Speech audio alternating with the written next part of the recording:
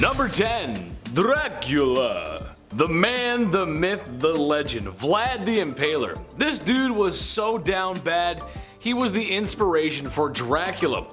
There's really only one reason why he was so evil, and honestly, it's in his name. Vlad the Impaler liked to impale people, oftentimes alive. As if this was the worst thing thought up by a human being ever, he would leave the pikes on display, creating a horror only the eyes of medieval Europe could see. There's gonna be a lot of bad dudes on this list, some really saucy villains, unsavory characters who will make your skin crawl, but only Vlad has been bad enough to get a monster inspired by him, essentially turning his actions into somewhat of a spooky mythology. Dude gives off some serious goth energy. There's a few portraits of him, but if you look at it, he's got this stare in his eyes, like he wants to impale me or something. Vlad be nimble, Vlad be quick, just wait till you see his sharpened sticks. Number 9. The guy everyone knows. Look, YouTube won't let me say his name, but do we really have to? I mean, it's Mustache Man. Infamous for his bad art and lame book, he was the fascist leader of Germany. The very same leader who forced the world into World War II. Remember that one? Yeah. He's the very same monster who organized the destruction of Jewish peoples in Europe, and if he had his way, probably the whole world. I wouldn't be surprised if you showed a picture of him to anyone on Earth, any country, rich or poor, and they will most likely know who that was. That's the kind of evil that will get you talked about in classes all over the world, and likely for a long time. Eventually, he got what was coming to him, and the world had peace and prosperity, and there was never ever another bad stinky war ever again. Why is he not number 1, you might be asking? Well, that's just because his numbers don't compare to others, which is a very troubling statistic. I'll get to that later. Number 8. Busy Man. Most people on this list are not going to need any introduction. Genghis Khan is no exception to that. The Mongol warrior king saw his nomadic empire stretch thousands of miles, being one of history's largest empires. If you've been paying attention in history class, and you should have been, don't skip class or Big Ched will put you in the naughty corner. Bad. Yes, that's right, I just referred to myself in the third person. Speaking of third person, that's how many people Genghis unalived in his bloody conquests. Oh, did I say 3? I actually meant a lot. Did I say a lot? I actually meant a disturbing amount. Some people like to point out that he was accepting of other people's cultures and beliefs. Yes, that is true, but that's after he burned down the village right before he got to yours, and you got forcibly assimilated into his numbers. As you can also imagine, a bloodthirsty barbarian like him did not treat women with much respect. It's Genghis Khan, man. That's just how it do be. Number 7. So long, Bowser. Ivan the Terrible. Okay, sure, Vlad was called the Impaler, but you can kind of take that in a different way, right? Not in that way. All innuendos aside, with a name like Ivan the Terrible, it's kind of hard to work around that. Even as a child, Ivan was showing traits of an evil dictator, or supervillain really, as it's said that he would throw animals off of tall roofs in the same way that Mario throws Bowser off of platforms. Becoming the first Tsar of Russia and probably its worst, he's responsible for many horrors and crimes, but the most infamous being his responsibility for his own son's demise. After a heated argument regarding his unborn grandson, and in a binding fit of rage, Ivan claimed his son's life. Sure, dads get angry when sons don't help mow the lawns or help take out the trash, but that's going a little far. One minute you're having a fight with your dad, and the next minute you're being carried out by Ghanaian pallbearers. You know, the dancing guys, the memes, the casket, you know? Yeah, it's a joke. Number 6, the Mad Doctor. I love doctors. Shout out to the people working in the medical field right now. I appreciate you. I couldn't even imagine the horror that is medical school though. We all know my track record for reading, and hours upon hours of studying would just be bad for my health. I gotta squeeze more video game time in there, it's just how I work, man. However, one doctor I would not want to cross is Dr. Henry Howard Holmes. He is most likely the inspiration for a lot of horror movies. A serial unaliver, said to have been performing surgeries on animals at a young age, which, again, doing some freaky deaky stuff to animals as a kid is like the red flag of red flags. It's like the only red flag. If that wasn't enough, he used to steal cadavers from the university he was studying at and doing all kinds of not nice things to them, naughty, bad. Having a clear obsession with medical practices and anatomy probably was helpful in disposing of his victims. And like something from Tales of the Crypt Keeper, that's exactly what he did. He constructed a large house, or building really, with trap doors, secret tunnels, and a lot of rooms, a basement where he could dispose of his victims. He would later then open this house of horrors up as a hotel where unknowing people would come to meet their doom. Yes, Tales of the Crypt Keeper. Come check in to the Hotel of Doom. This king's wealth caused a gold fever. Number 5. 363 Lydian artifacts, all dating back to the 7th century, are found in the Usak province of Turkey in 1966. And all 363 pieces have been nothing but trouble since. Now called the Kuron treasure, it's also known as the Croesus treasure, in reference to the Lydian king from the 6th century BC. No matter what you call it, locals only call it trouble. Lydia was a huge Iron Age kingdom existing from 15th to 14th century BCE to almost 545 BC, but by the 1st century BCE, almost all of their culture and existence was lost. The Karun treasure is automatically a massive historical, well, gold mine. It was discovered, retrieved, and sold by the villagers of Midiki, which after the government had to play track and trace to get it back. The battle between the Turkish government and the New York Met Gallery lasted from 1987 to 1993. When the Americans lose, they send back all 363 pieces, or at least the Turkish government thought. Turns out the old switcheroo was pulled, and in 2006 one of the artifacts is identified as a forgery. Now nobody can say for sure how many are fakes. So what is the curse connected to the famous treasure? Gold fever. Legends say that people get sick from the treasure and they can't apparently stop themselves from trying to get a piece of it, meaning they'll do just about anything, including a decade-long legal battle and swapping out the real pieces for forgeries, or 43 years after its discovery, the director of the Usak Museum being arrested under suspicion that he had stolen some of the artifacts from the collection, or the 9 other similar arrests that have been proven to date. Stairwell to maybe the heaven is number 4. Don't know if it qualifies as a artifact, maybe a super large object, whatever. It's the Queen's House of Royal Museum's Greenwich, home to the first geometric self-supporting spiral stair in Britain. An absolutely hilarious note about this property is that also kicked off the curse of the Loveless Palace is that the house was commissioned by King James I in 1619 for his wife, Anne of Denmark, as an elaborate apology for him swearing at her in public. If anything, I believe his verbal response to be quite measured, considering his wife had just accidentally shot one of his dogs. So, the Queen, however, fell ill and died in 1619. At this point, the first floor was completed and hastily capped off. During the reign of Charles I, the construction was started again once more, this time in dedication to his own wife, Queen Henrietta Maria, but this time it was interrupted by the English Civil War and the house is abandoned again, later to be repurposed to hold war prisoners. After the war, it became a boarding school, then a hospital school, then finally a National Maritime Museum. It seems that the building, initially meant for a gesture of love to make up for something foul, never got to be anything but foul and was cursed to remain a loveless place.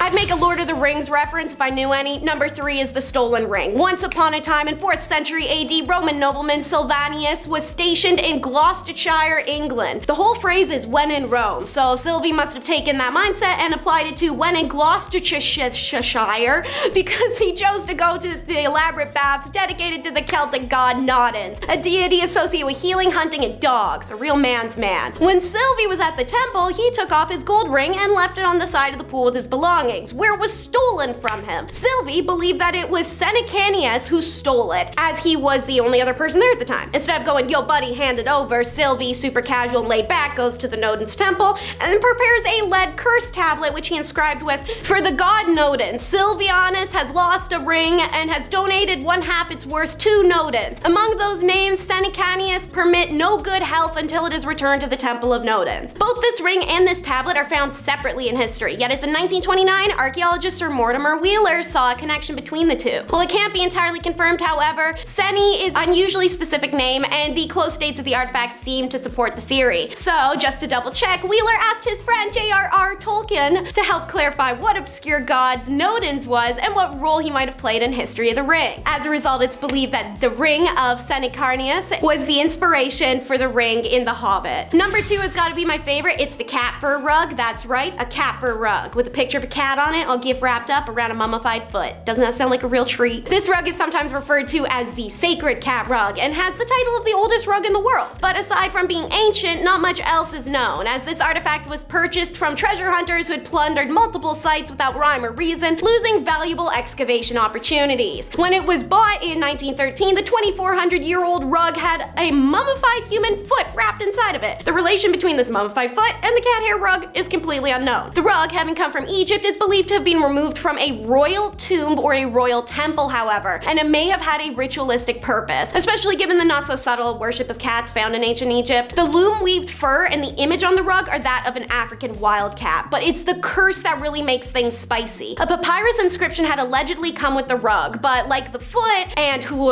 knows what else, lots of parts of this got lost thanks to illegal sales. It is alleged that anyone who is careless enough to step on this rug would die shortly after. Whilst it's unknown if this curse is true since nobody's trying to step on the rug and find out, apparently when the rug was last restored, a dead cat was found stretched out on the front steps of the museum in the morning. Last but never the least, number 1 is the story of the Jade Seal. According to legend, a man named Bian-He found a giant stone containing the largest piece of jade in the land. He recognized its value and brought it to the ruler of Chu, named King Li. Li thought it was a useless rock, and insulted by the waste of time, ordered Bian's foot be cut off. When King Li died, Bian tried again with the new king, Wu, but this monarch also thought it was just a stone, and like his father, ordered the man's other foot to be cut off. When Wu died, the crown passed to his son, Wen. Bian-He carried the jade stone to the foot of Mount Chu. There he cried until, to quote, after 3 days and 3 nights, his tears were all exhausted and blood flowed out. At this news, King Wen sent men to ask him the reason. "I am lamenting not the loss of my feet," said Bian in reply, "but for the calling of a precious gem, an ordinary stone, and for their dubbing an honest man a liar. This is the reason I am lamenting." Impressed by Bian's adamancy, King Wen ordered the royal jeweler to cut and polish the stone. Lo and behold, inside was the largest piece of pure jade the king had ever seen, and in honor of what Bian-He did to uncover the precious jade, King Wen called the piece He-She-Bi, meaning he's jade disc. Then in 283 BC, the precious jade was stolen from the king of Chu and sold to the state of Zhao,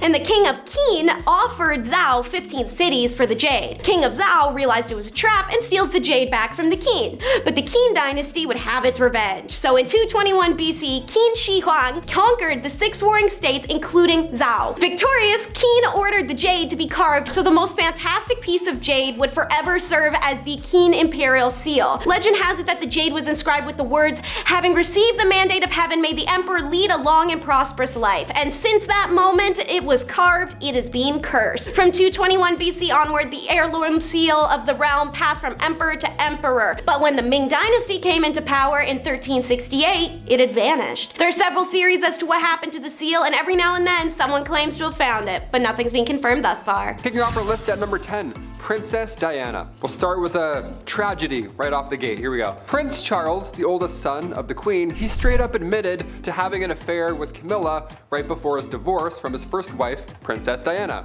So, in turn, Princess Diana addressed that relationship and what exactly happened.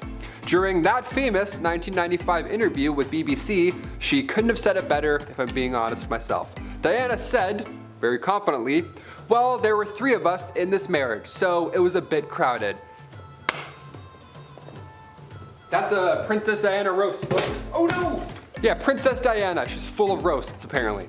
Diana also said she was in love with riding instructor Major James Hewitt during her marriage to Charles, so everybody was a little busy, it seemed, and rightfully so. Diana's like, yeah, I'm not hanging out with this guy. Diana and Charles divorced in 1996, only a year before her tragic accident took her life. Later in 2005, he married Camilla. Yeah, has anybody seen Spencer? Kristen Stewart looks great in that movie, and I want to know if it's worth the watch. Comment down below. Number 9, The Great Fire. One of the most wild Nostradamus predictions of all time. It reads, "The blood of the just will commit a fault at London, burnt through lightning of 23's the 6th. The ancient lady will fall from her high place, several of the same sect will be killed." Now, there are of course many people who believe that this entry here was actually one that predicted the Great Fire of London that occurred in 1666. The line 23's the 6th and times 20 by 3, and then you add 6, you get 66.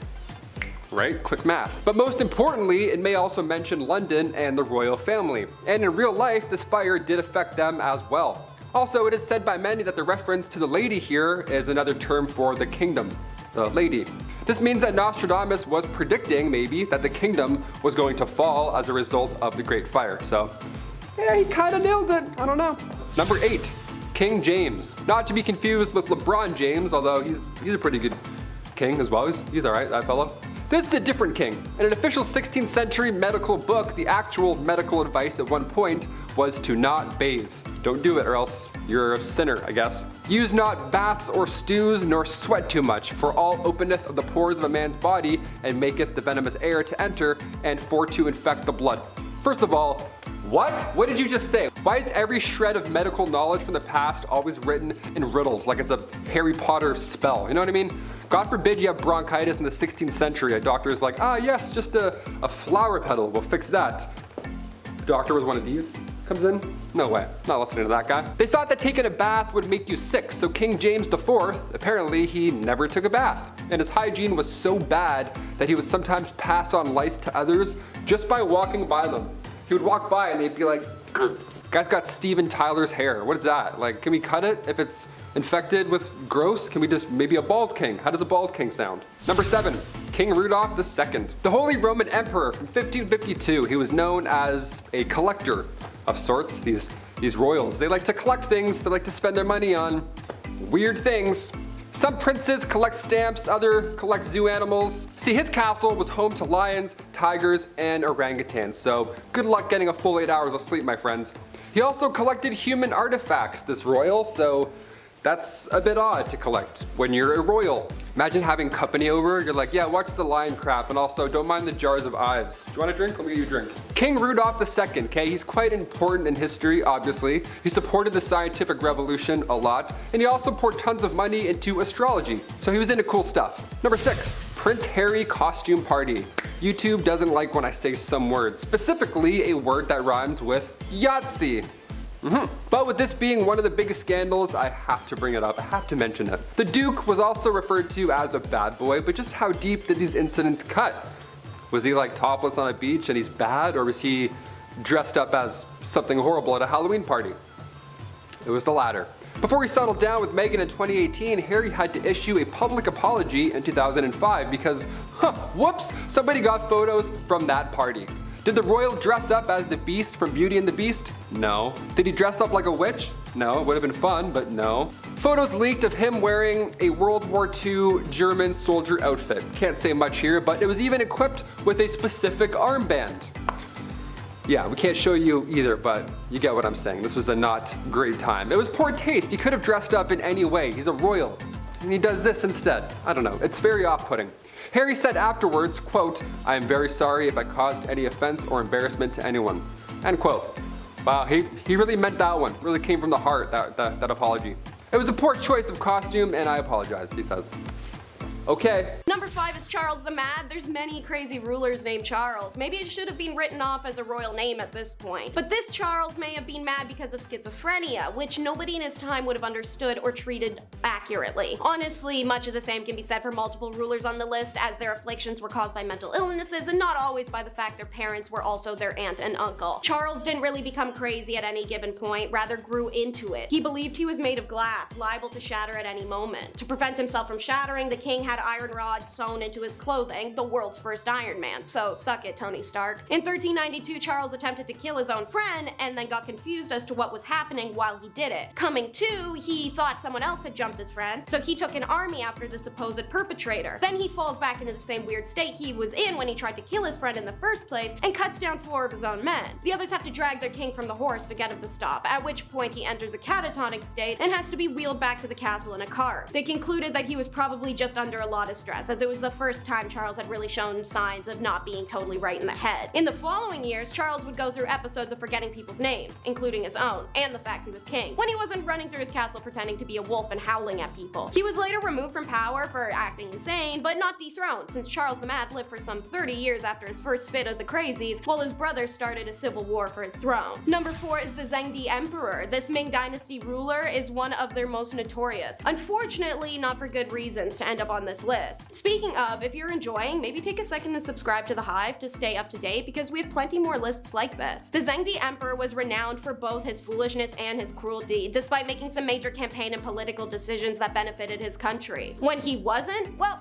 the emperor played pretend. He built a whole fake city block on imperial grounds where he would pretend to be a shopkeeper, to the puzzlement of his subjects who were forced to go along with it. Occasionally, he pretended he was an army general despite having no experience or expertise, and went on raiding parties where he'd almost get captured. And he'd make the entirety of the army dress in all silk for some reason while doing this. Weirder still, this emperor invented an alter ego he named Zhu Shu, whom he would order on these said pointless raiding parties, to the exasperation of his government, who had to pretend they weren't just talking to their own emperor in a wig. Ming-era novels such as The Zengdi Emperor Roams Through Jiangnam cast the emperor as a foolish and gullible man, at one point enjoying a bowl of rice gruel he believes to be made from cooked pearls. Number 3 is Maria Eleonora. Desperate to give her husband an heir, Maria of Sweden had a slew of pregnancy issues that drowned her in postpartum depression and anxiety, on top of the court pressure to even produce a girl at this point, just something as an heir. This was a lot for her mentally, so when she finally did succeed in producing a child, a girl named Christina, she completely lost it. The postpartum was too much for this queen, who screamed that she hated the dark eyes and the hair of this girl, and woed over not having a son, and that God was punishing her. Meanwhile, the girl's father was wearing a big hat, cigar in hand, and grinning ear from ear. Christina had to be kept from her unstable mother, who couldn't be trusted alone with the girl after some sketchy incidents occurred. That changed when her husband, King Gustavus Adolphus, who was happy to have a daughter, was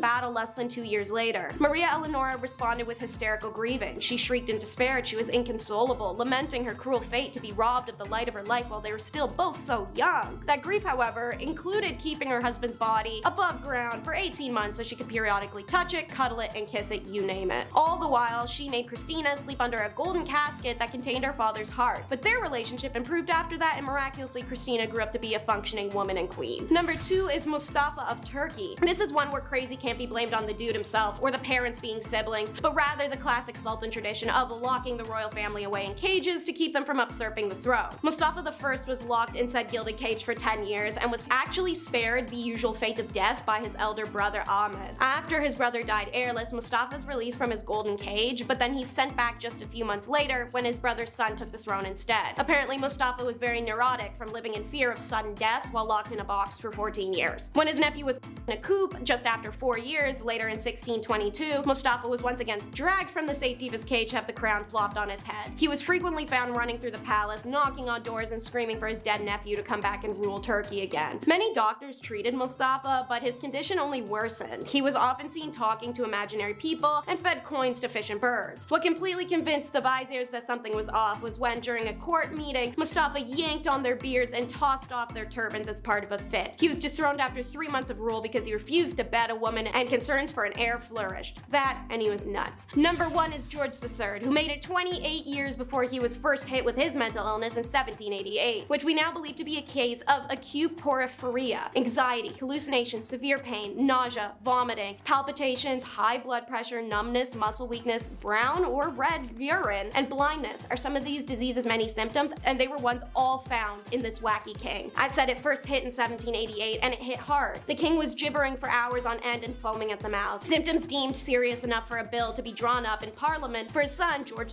I, to become regent. Before the bill could pass, George, the initial one, recovered from his sentence, and all was well with the king for the next 11 years. He had a small relapse in 1801 and 1804. Then in 1810, his mental illness came down hard, and it never left again. This intelligent, polite family man had turned into a raving lunatic. A visitor to Windsor was astonished to watch the king bury a stake near the castle, believing it would grow into a beef tree. Another saw the king trying to shake hands with an oak tree, believing it to be the King of Prussia. His doctor, Francis Willis, believed the root cause of the mental illness was overexcitement and intended to cure the king by strictly controlling his behavior. If the king acted up, Willis ordered the servants gag him and place him in a straitjacket and leave him to thrash around, making incomprehensible noises until he calmed himself down. When the king behaved himself, he was rewarded by being allowed to see members of his family. When he misbehaved, it was back into the straitjacket. Even mealtimes became a carrot and stick exercise. When George was bad, he ate mushed up food from a wooden spoon. When he was good, he got to use cutlery. The final blow came in 1810. Already almost blind due to cataracts, the king suffered a final catastrophic mental breakdown that left him permanently gone. He would babble for hours, lost the ability to walk, and eventually succumbed to dementia. Towards the end of his life, he was incapable of understanding anything, such as the death of his beloved wife, and lived as a long-haired, bushy-bearded recluse in Windsor Castle until his death from pneumonia in 1820. Kicking off this list in 10th place, we have the American Bonanno crime family. As one of the 5 families that dominate organized crime in the New York region, their history is longer than I am, so I promise I'll do my very best to keep this concise. The Bonanno family was seen as the most brutal of the 5 families during the 20th century, so they're definitely a group to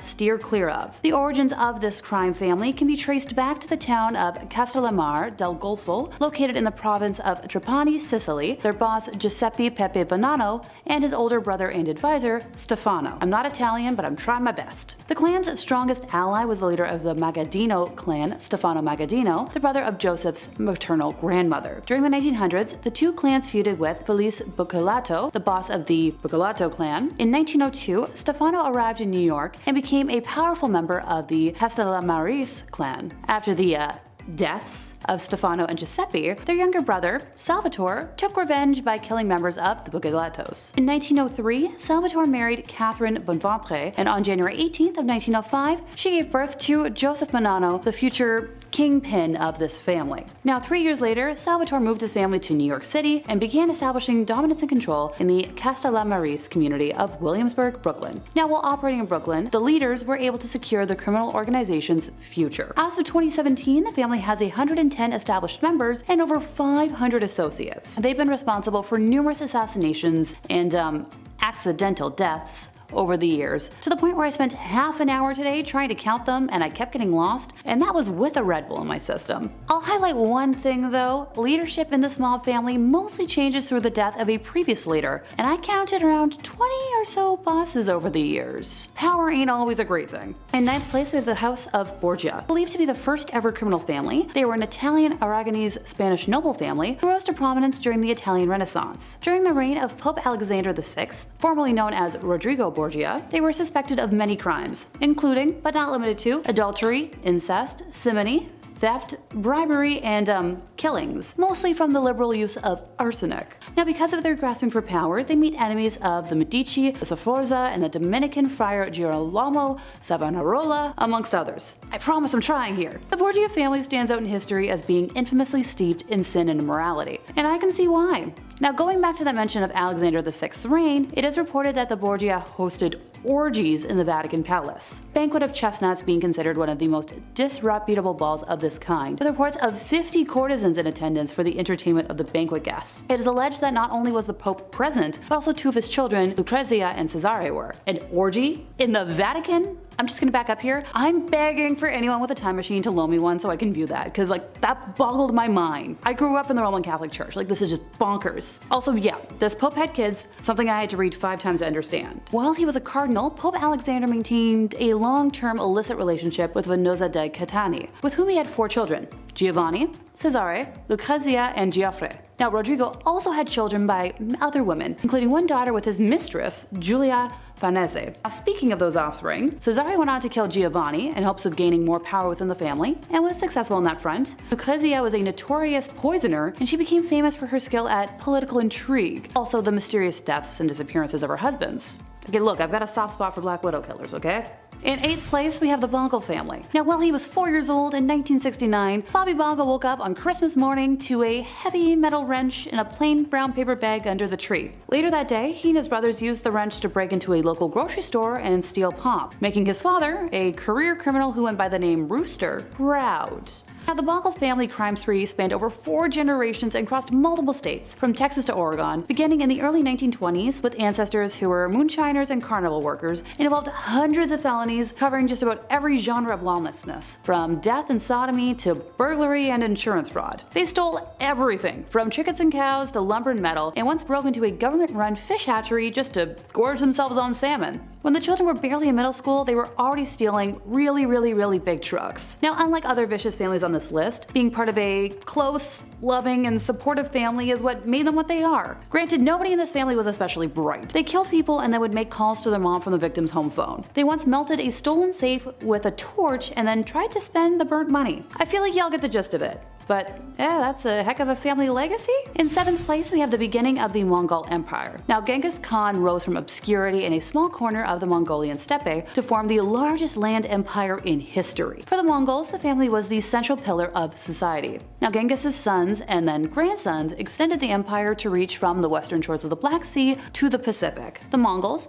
often outnumbered, conquered through their mastery of tactics and psychological warfare. If a city or an entire people surrendered, they would treat them well and allow them to enjoy the fruits of a secure world. If the people resisted the Mongol advance, they and their cities would feel the full fury of the enraged invaders. Despite all the violence that took place as they extended their rule, once the Mongols were in power, their lands were, I guess, safe and well controlled. In many cases, this apparently represented a distinct improvement from previous conditions. Subjects had considerable personal liberty, such as the freedom to follow their own religion, but at what cost? Some experts calculate that 11% of the world's population died because of the Mongol expansion. In 6th place, we have the Genovese crime family. Yep, another one of the New York 5 families. Also referred to as the West Side, they were founded by Charles Lucky Luciano in 1931 until being renamed after boss Vito Genovese in 1957. Originally in control of the waterfront on the west side of Manhattan, as well as the docks and the Fulton Fish Market on the East River waterfront, the family was run for years by Vincent the Chin Gigante, who feigned insanity by shuffling unshaven through New York's Greenwich Village wearing a tattered bathrobe and muttering to himself incoherently to avoid prosecution. Hey, if it works, it works. The Genovese family is the oldest and largest of the 5 families. Finding new ways to make money in the 21st century, the family took advantage of lax due diligence by banks during the housing bubble with a wave of mortgage frauds. They appear to be the most organized and powerful family in the US, with sources believing that Liborio Barney Bellomo is the current boss of the organization. Unique in today's mafia, the family has benefited greatly from members following Omerta, a code of conduct emphasizing secrecy and non-cooperation with law enforcement and the justice system. While many mobsters from across the country have testified against their crime families since the 1980s, this family has had only 11 members and associates turn on them in its history. They're known for crimes of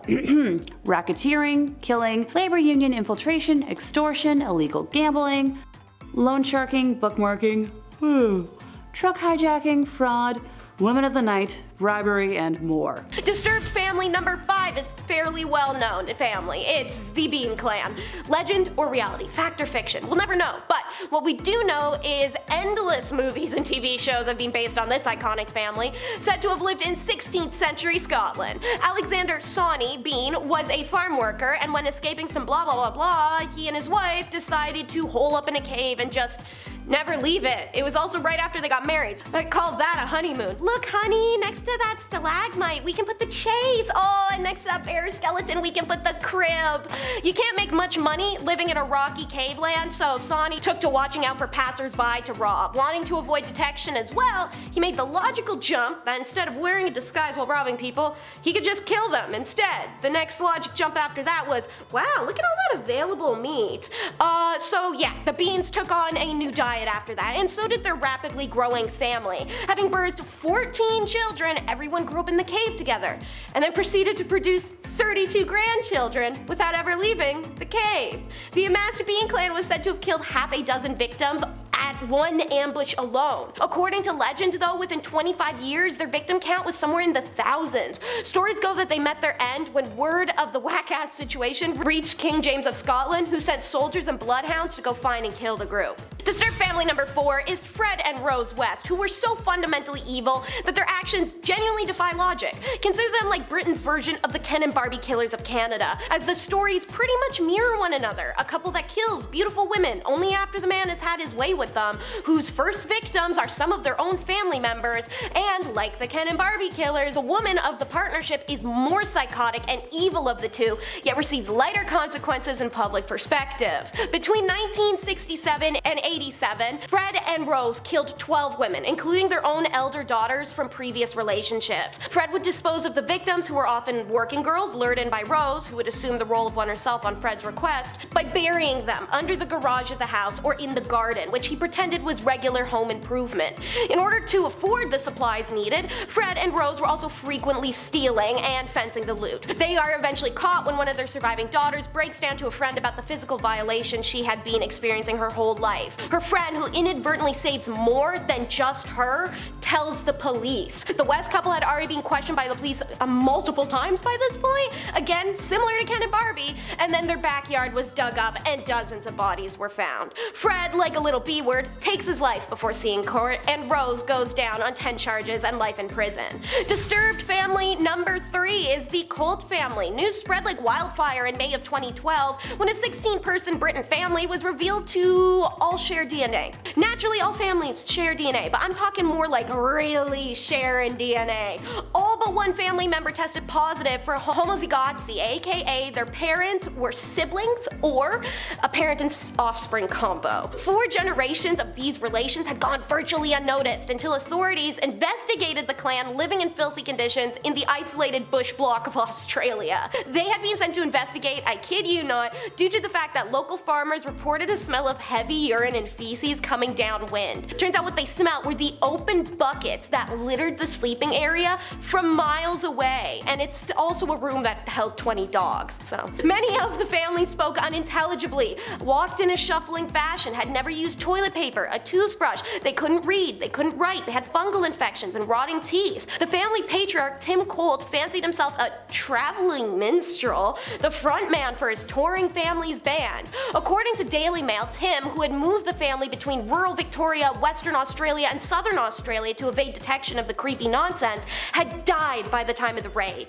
Tim's wife June, herself the product of a sibling relation, had also died, but not before 2 of their own adult children had firmly established a relationship that would maintain the clan. Disturbed family number 2 is about the man who had the guts. Well, this is the view of the judge who sentenced Matthew Wales to 30 years jail for the slaying of his millionaire mother and his stepfather. The judge went on to say he had reacted not out of greed, but to what he believed were attempts to manipulate him and his sisters with money.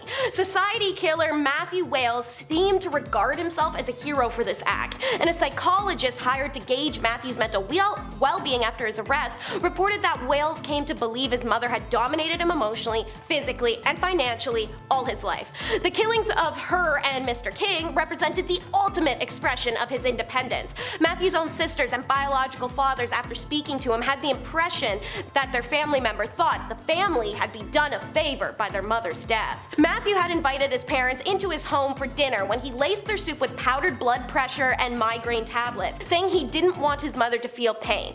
However, when they left the house, Matt bashed their heads in with a chunk of wood and buried them in a bush, so that's up in the air. He went on to tell worried siblings that perhaps their parents were victims of a carjacking or jumping before being caught himself for doing it. Despite the feelings of the judge and the court psychologist, the remaining family said they felt the court had not uncovered the full facts of the case and the method of death.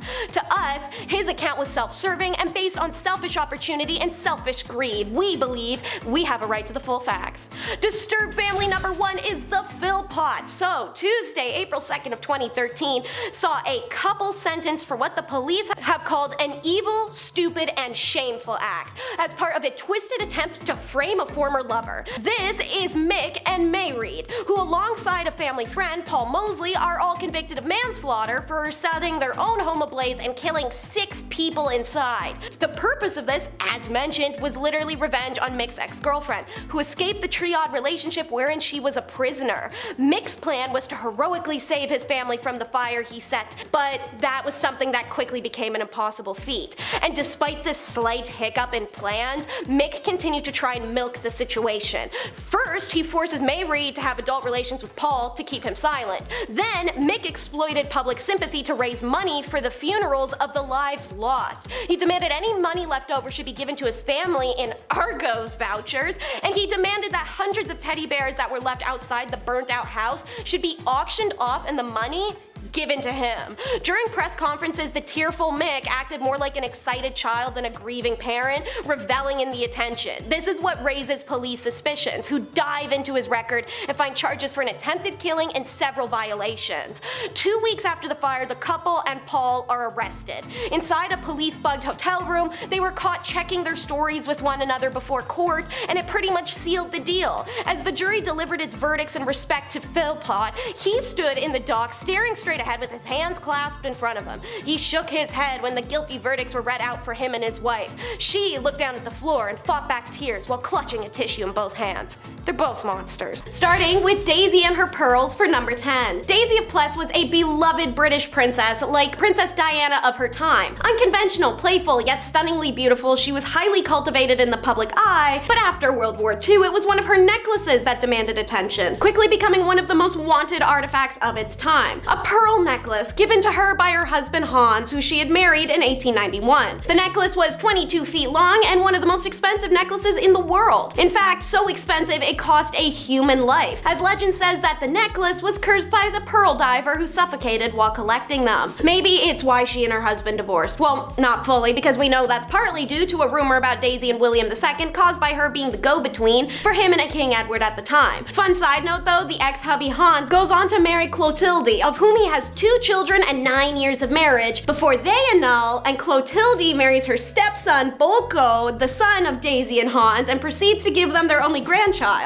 Fun family gatherings, I imagine. Anyways, after that weird little bump came World War I. Daisy served as a nurse and touched the hearts of Europeans by offering her help to soldiers on both sides of the conflict. Then came World War II, and many nobles were supporting Schmittler, but Daisy wasn't about it. Instead, she was active in the support and escape of prisoners from Gross-Rosen, earning her the German enemy status and eviction from her properties in Poland. She actually died in rural Poland on June 29th of 1943. Due to research by the Foundation of Daisy Pless, we know that Daisy sold most of her pearls in 1936. Her son Bolko was arrested by the Gestapo for unknown reasons, and he was tormented relentlessly for 2 months and only left the prison when his mother paid the NSDAP a huge amount of money she'd gotten from cutting her beloved pearl strand and selling most of the stones. Sadly, the young man died because of his injuries caused anyways. But according to Daisy's grandson, if she was buried with the necklace, it wasn't more than 1 meter left of pearls. If not, the pearl's location's a true mystery. And what better place to lay than number 9, the bed of ware, aka the bed that doesn't want you in it. I guess it just wants to stand there and look pretty. Earn its title, the most famous bed in British history. Man, what are you guys doing over there that's a classification? No wonder you had to steal everyone else's artifacts for your museums. Anyway, the story goes that this bed was made in the 15th century for our boy King Edward the, I think that's the 4th, by a carpenter named Jonas Fosbrook. Made of rich sturdy oak, carved, pruned, and plucked for a royal king, it's said that the bed is so large it can comfortably sleep 4 couples. Alright Edward, I see what you were up to there, you ain't slick. However, at some point in time, the bed found itself out of the castle and being passed around the inns like a princess turned working girl. As it circulated the inns of Ware, England, where commoners were able to sleep in it and cover it in graffiti, the disrespect and defacing of this regal item angered the ghost of Fosbrook. And now it said the carpenter has cursed this bed and his spirit may attack any commoner who tries to sleep in it, since he made it for noble blood only. So I guess if you want to find out if you have noble blood, go take a nap. If something is called a trumpet of war, I think you'd better not blow it, as proven in number 8. It's 1922. You bust into an ancient underground tomb that has a big sign on it that says, please don't bust into this tomb or ghosts will kill you. And inside it's got all this treasure and amazing stuff just chock full of curses. Curses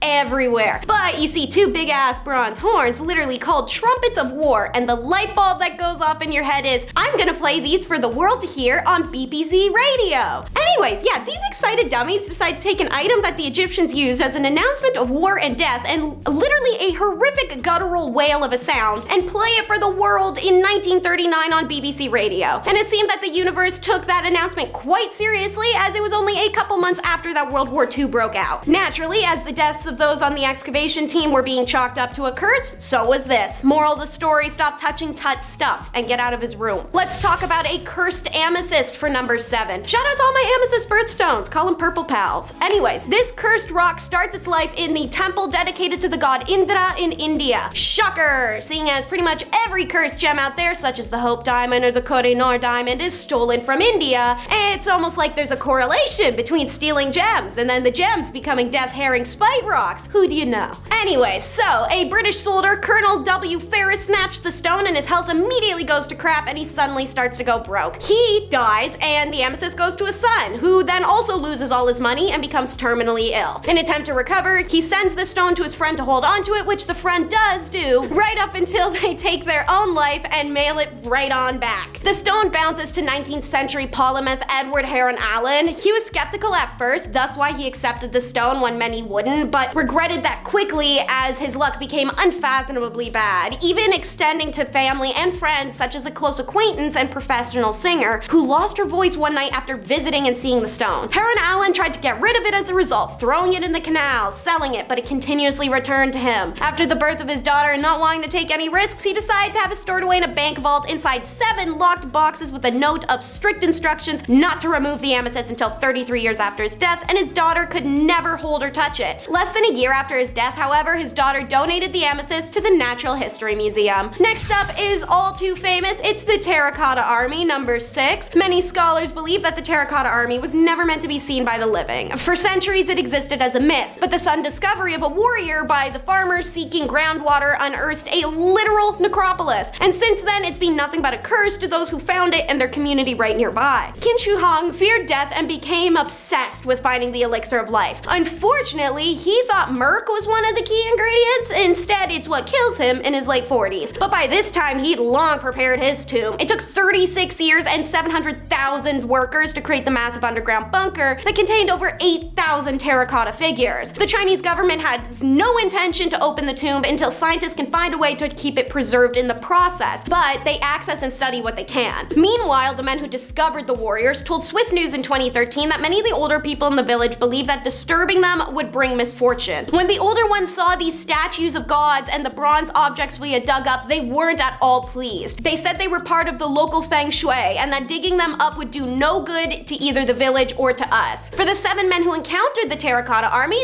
this was downright prophetic. As news spread of the emperor's tomb, the government came to claim their farmland and demolish their homes for excavations, museum space, and souvenir shops. Among the well diggers, one took his life, while others died in poverty or had to resort to signing books about the discovery for meager pay.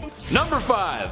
Bad comrade. Stosif Jalin was the leader of the Soviet Union for probably too long.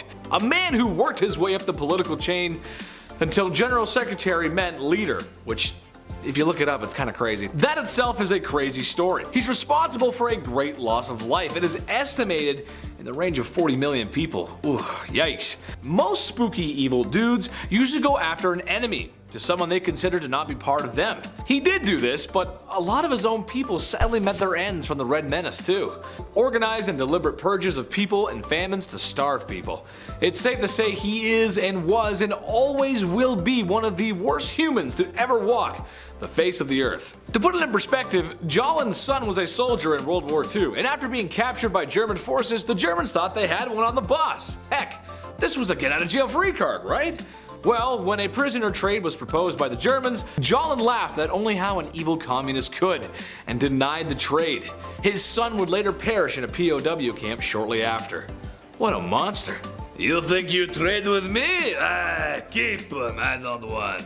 Number 4. Fine white powder. Oh, to be in Miami in the mid-1980s. If I had one wish, it would be to spend a summer night in the neon-soaked beaches of Miami under strict laws enforced by a president who didn't know what was going on right underneath his nose. If you were around back then you probably got to experience something like that. Or at least in my fever dreams. I hope so. But as much as I'd like to be Tony Montana with all that sugar on his desk, I know it's bad for my health. Speaking of bad for your health, Pablo Escobar. I know, that's where I went with that. Probably the most ruthless criminal ever to live on planet Earth. Pablo was a poor man born in a poor country, but ended up being one of, if not the richest man on planet Earth. His lucrative distribution of adult sugar in the 80s made him very wealthy. It also made him very dangerous, as he was willing to do whatever to get his way. Extortion, bribing, bombing, just about anything you can think of. Oh yeah, he was one bad dude. He had so much money that he had to bury it all over Colombia. Every once in a while, some of his buried treasure pops up. And as much as I want a quick million in US cash, I'll just put it back where it came from. Oh, Dios mío, lo siento, Pablo. Number 3, Al Capone. Another ruthless criminal, and honestly, Capone walked so gangsters like Pablo could run. Part of the ruthless Italian mafia that was the outfit, Capone worked his way through the ranks during 1920s Prohibition America, earning millions in his time where really just $100 could stretch a long way. Capone is noted for his violent behavior throughout his life and the many accidents accidents he caused directly or indirectly. Prohibition and the Depression were hard times for a lot of folks in America. However, the media and the people of Chicago at first always wanted to see what the lavish gangster was up to, as his criminal life became somewhat publicized. Most likely due to his wealth. The dude was rich. He eventually would get arrested and sent to Alcatraz, which was probably the worst prison in America, or the best Call of Duty Zombies map, depending on how you look at things.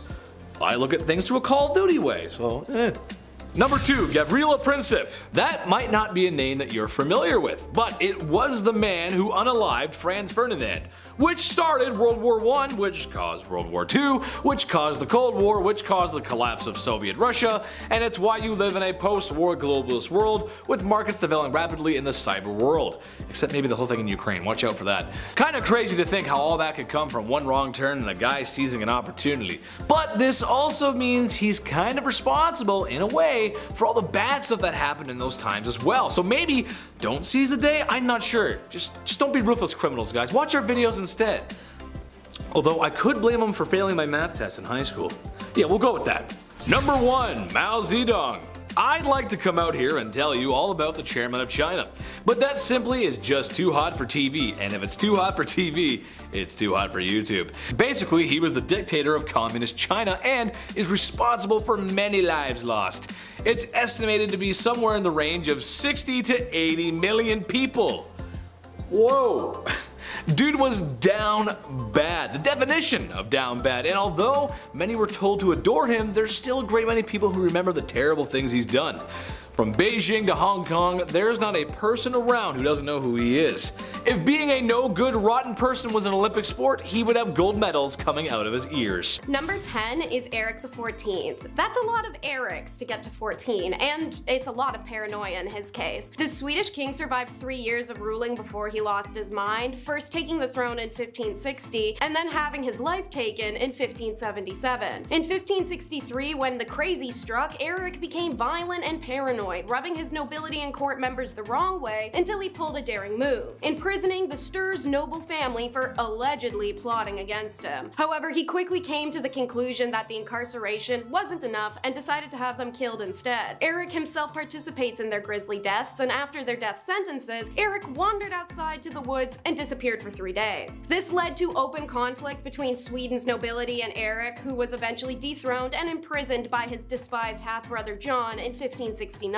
The former king languished in prison for the next 7 years before being put out of his misery in 1577. Turns out Eric's paranoia may have been onto something. After the 20th century exhumation, forensic scientists determined Eric died from his pea soup being poisoned. Number 9 is the Glutton, a nickname for King Afonso, also called the Grinning Moron. A nickname he earned from doing things like wearing 6 hats at once, tiered Mad Hatter style, or because he visited all the nunneries around to offer himself up as a willing bedmate. This is also the king who famously saw his 2 older siblings die, and instead of crying, he cheered and went, "Hooray, now I will be the king of Portugal." All of this perceived madness allegedly comes from how Afonso was ill as a child, and it left him partially paralyzed and mentally unstable. Unfortunately, he found pleasure in violence, and this made for a bad combination, especially when a local boy named Antonio, who liked to whip stones at people, offered the king knives and said he should join. Afonso's mother tried to stop her son, who now went out at night and tormented the poor villagers, and forbade Antonio to enter the palace. Deprived from Antonio's company, Afonso became completely unmanageable and refused to eat food like a brat. So they let Antonio back in. He soon established himself in a room next to Afonso and began to lead the king on nightly excursions, jumping respectable citizens and raiding taverns. This goes on for years until his mother dies and Antonio is sent away. Then Afonso focuses his attention onto food. At the age of 23, Afonso was incredibly large thanks to gluttony. He used to take his meals in bed and usually ate and drank so much he was sick afterwards. Ministers ruled on behalf of the screw-loose Afonso for years, but they still tried to make Afonso behave like a king. Told what to do, he did it. Told what to say, he said it. Still, his way of life infuriated the Portuguese clergy, so they find him a wife hoping it'd calm him down. Instead, they annul and she marries his younger, hotter brother, and the two begin planning a coup. In his final days, like many of the other monarchs on this list, he was confined. It was said he wore a groove in the floor from pacing since he couldn't do anything else. Number 8 is Snotty King. Unlike Afonso, who victimized the nearby villages, France's King Charles IX actually went after others in his court, including his sisters and even animals. Charles had a disfiguring birthmark between his nose and upper lip, giving him the nickname the Snotty King, and he was given to fits of rage and sadism, though he was a mama's boy to his regent Catherine de Medici, who literally ran this country even once the king grew up. In 1561, at the age of 10, Charles took the throne after all eligible heirs had died, through no fault of his own. As he grew up, Charles became tall and physically strong, but his physical and mental problems increased with age, and as one suffered, so did the other. Charles was unbalanced to the point of insanity, and his anger was solved through violence or death that only Margot, his youngest sister, knew how to calm. If she wasn't around, someone would hand him a bow and arrow and say, hey, go hunt some deer nearby. However, things like hunting and field sports didn't satisfy his bloodlust, and that's exactly what it was, bloodlust. To quote Charles himself, he preferred to use the knife because he liked the blood and wanted to see it spurting out of animals. Shudder. So he fed this lust by dismembering domestic animals. He also liked lashing people until they bled, or going down to the blacksmith to beat out weapons for his armory until he was prostrate with exhaustion. Then he'd go use them on more animals, or people. Number 7 is Fyodor the Bellringer, who was the son of Ivan the Terrible and wasn't thrilled about ruling and left most of it up to his brother-in-law Boris Godunov. This would-be ruler is remembered for having next to no neck and spindle legs that made him shuffle in a stooped manner. That and his glazed vacant gaze paired with a permanent guileless smile that was variously ascribed to religious ecstasy or simple-mindedness, depending on the observer's point of view. Suffice it to say, even Ivan the Terrible knew his son was missing a few screws. So, anticipating his own death, Ivan had tried to smooth the path for his humbly gifted son by creating a 5-member advisory council to help him rule, which is how Boris ends up in charge. Because Fyodor didn't just not know how to rule, but he wasn't interested in doing so. In the 16th century Russia, feeble-mindedness was considered an especially inspired and childish form of wisdom, a foolishness in Christ. Apparently in the olden days, Russians characteristically looked at these persons with respect, if not reverence. This is why, unlike so many kingdoms on this list, Fyodor wasn't just tossed in a room and left to rot. Homeboy actually dies peacefully in his bed. Fyodor spent most of his time praying, visiting monasteries and churches throughout the realm, and of course, what he was named for, ringing the bells that called the faithful to mass. Number 6 is Maria of Portugal. She starts as Maria the Pious, the first undisputed queen regent of Portugal and the first monarch of Brazil, who spent the first 10 years of her reign as an eloquent and respected leader. Then 1786 rolls around and she needs to be carried back into her castle due to a random state of delirium that hits her. Unfortunately, that wouldn't be the last. In 1786, Maria loses her husband/uncle, her eldest son and heir, her only daughter, and then her confessor consecutively. Maria had already been in a fragile state, but their losses caused her to nosedive into religious delirium, convinced she was going to hell for the sins of her father, claiming to see his black and charred corpse dragging itself along hallways of her home, or in her mind's eye, being tormented by demons. Visitors to her apartments would complain that they were tired of her constant screaming and wailing, which was only amplified by the bloodletting that was meant to cure it. According to some reports, she also became rather fond of wearing really tiny clothing.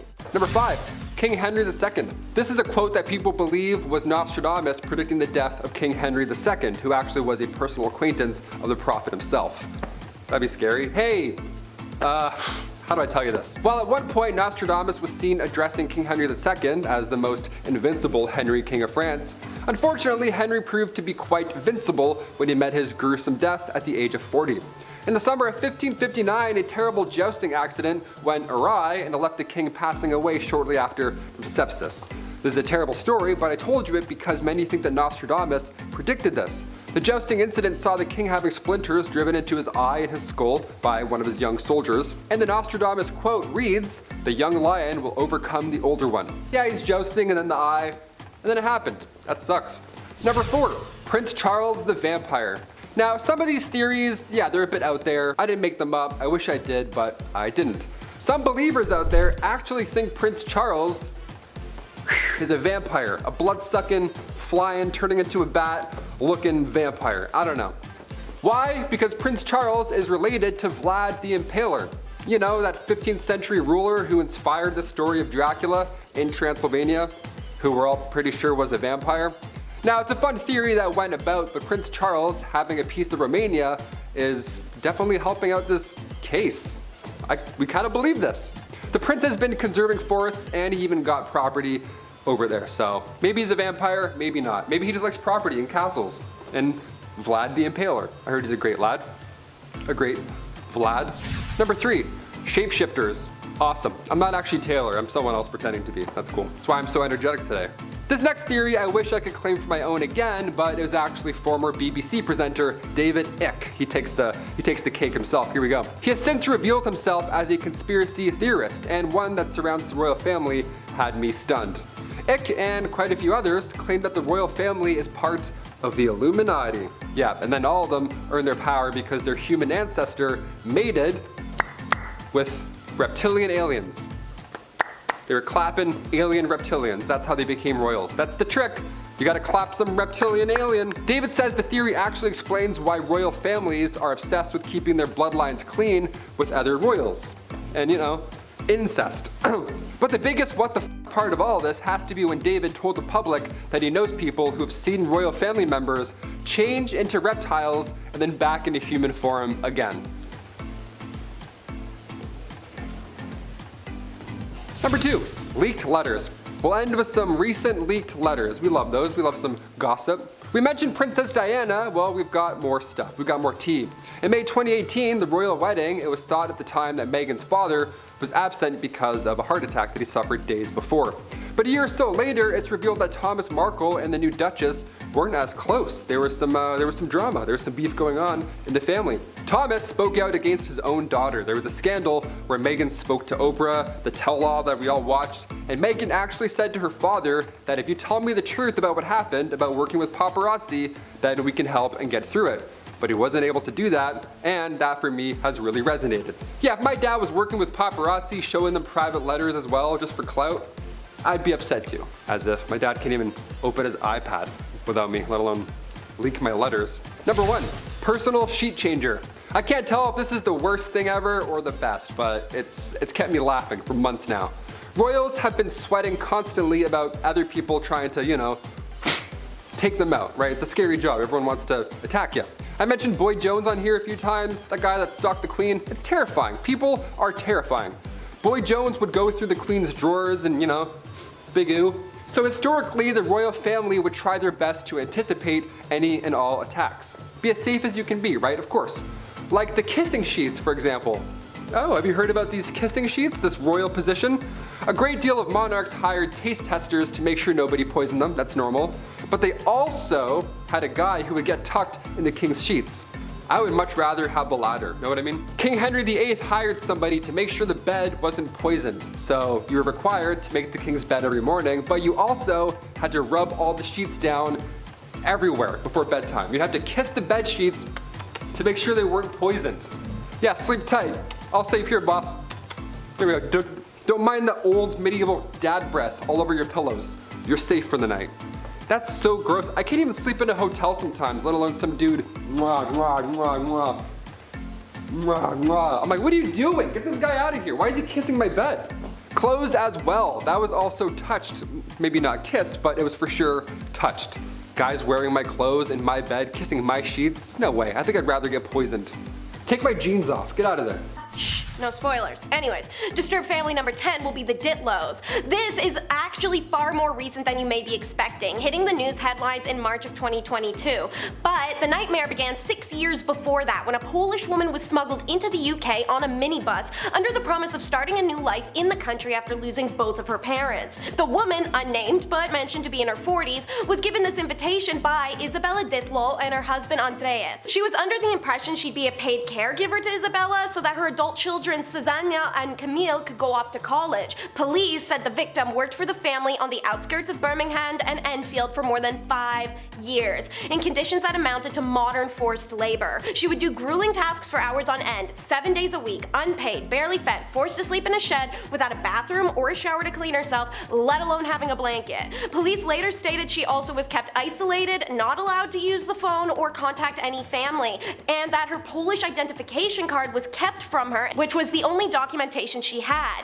They made the victim believe should she go to the police, she would never get help and would actually be in trouble. An investigation was eventually launched after concerned neighbors called the Modern Servitude Helpline. The victim needed extensive persuasion to even leave the property, denying she was being held against her will by family. Eventually, they managed to coerce her into a police vehicle for warmth and offered her a coffee. This kind gesture immediately broke her silence. The family of 4 was arrested on May 14th of 2020 2020 and jailed on Friday just after they were found guilty following the 7-week trial. Disturbed family number 9 will be the Fry family demon. So in 2015, the Fry family from South Wales became famous in Britain news, as they say they had been left battered and bruised by an evil incubus demon haunting their home. While the family wasn't clear as to when it started, Tracy and Karen Fry said that it was getting worse and worse and there was nothing we can do, and that it's affected our marriage because we've been drowning and fighting all the time about the demon. It has been feeding off of the negative energy. The demon, believed to be an incubus, was apparently summoned when the Fry's offspring decided to make the classic mistake of effing around with an Ouija board. You'd think people would know by now. Karen is said to have taken this picture, which shows a little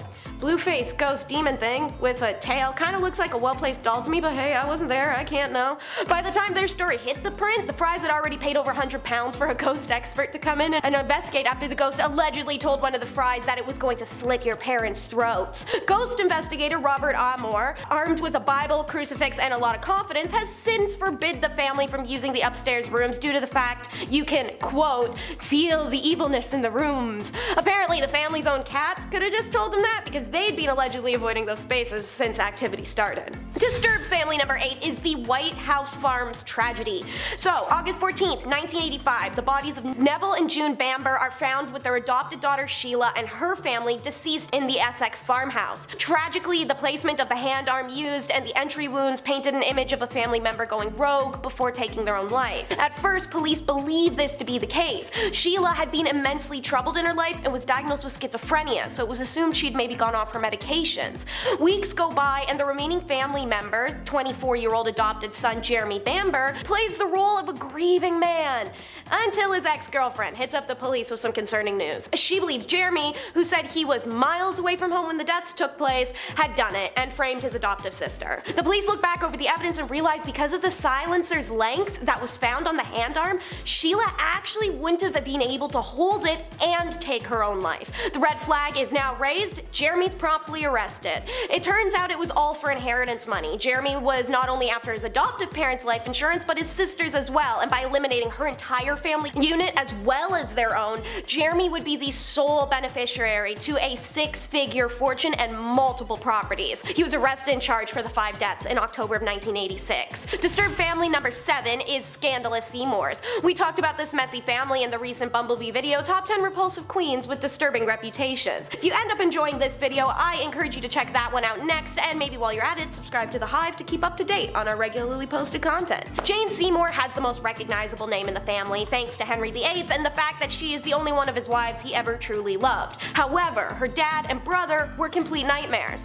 To give you an idea, Sir John Seymour was a soldier and courtier, and his son, Edward, was a raunchy little creep. When he's put into an arranged marriage with Catherine Filiot, it changes nothing. The couple hates each other, and Edward takes off to go play toy soldier and bang some random biddies, while Catherine woes away in her lavish mansion and starts venting her problems to Sir John Seymour. Apparently Dad was better at picking brides for himself than for his son, because the two start an unsubtle affair around 1520. Catherine's father removes her as the family heir in response, and Edward refuses to acknowledge Catherine's pregnancy or subsequent child as his own. She ends up rotting away in a convent in the end. As for Edward, well, howdy doody, he remarried Catherine Parr of all people, Henry VIII's widow, but he's also famous for being super weird towards the young King Edward. Yes, everyone is named Edward or Catherine. Welcome to my hell. And also, he was known for hitting on the young Elizabeth I a bunch. One night, he's caught trying to break into the King's Hampton apartment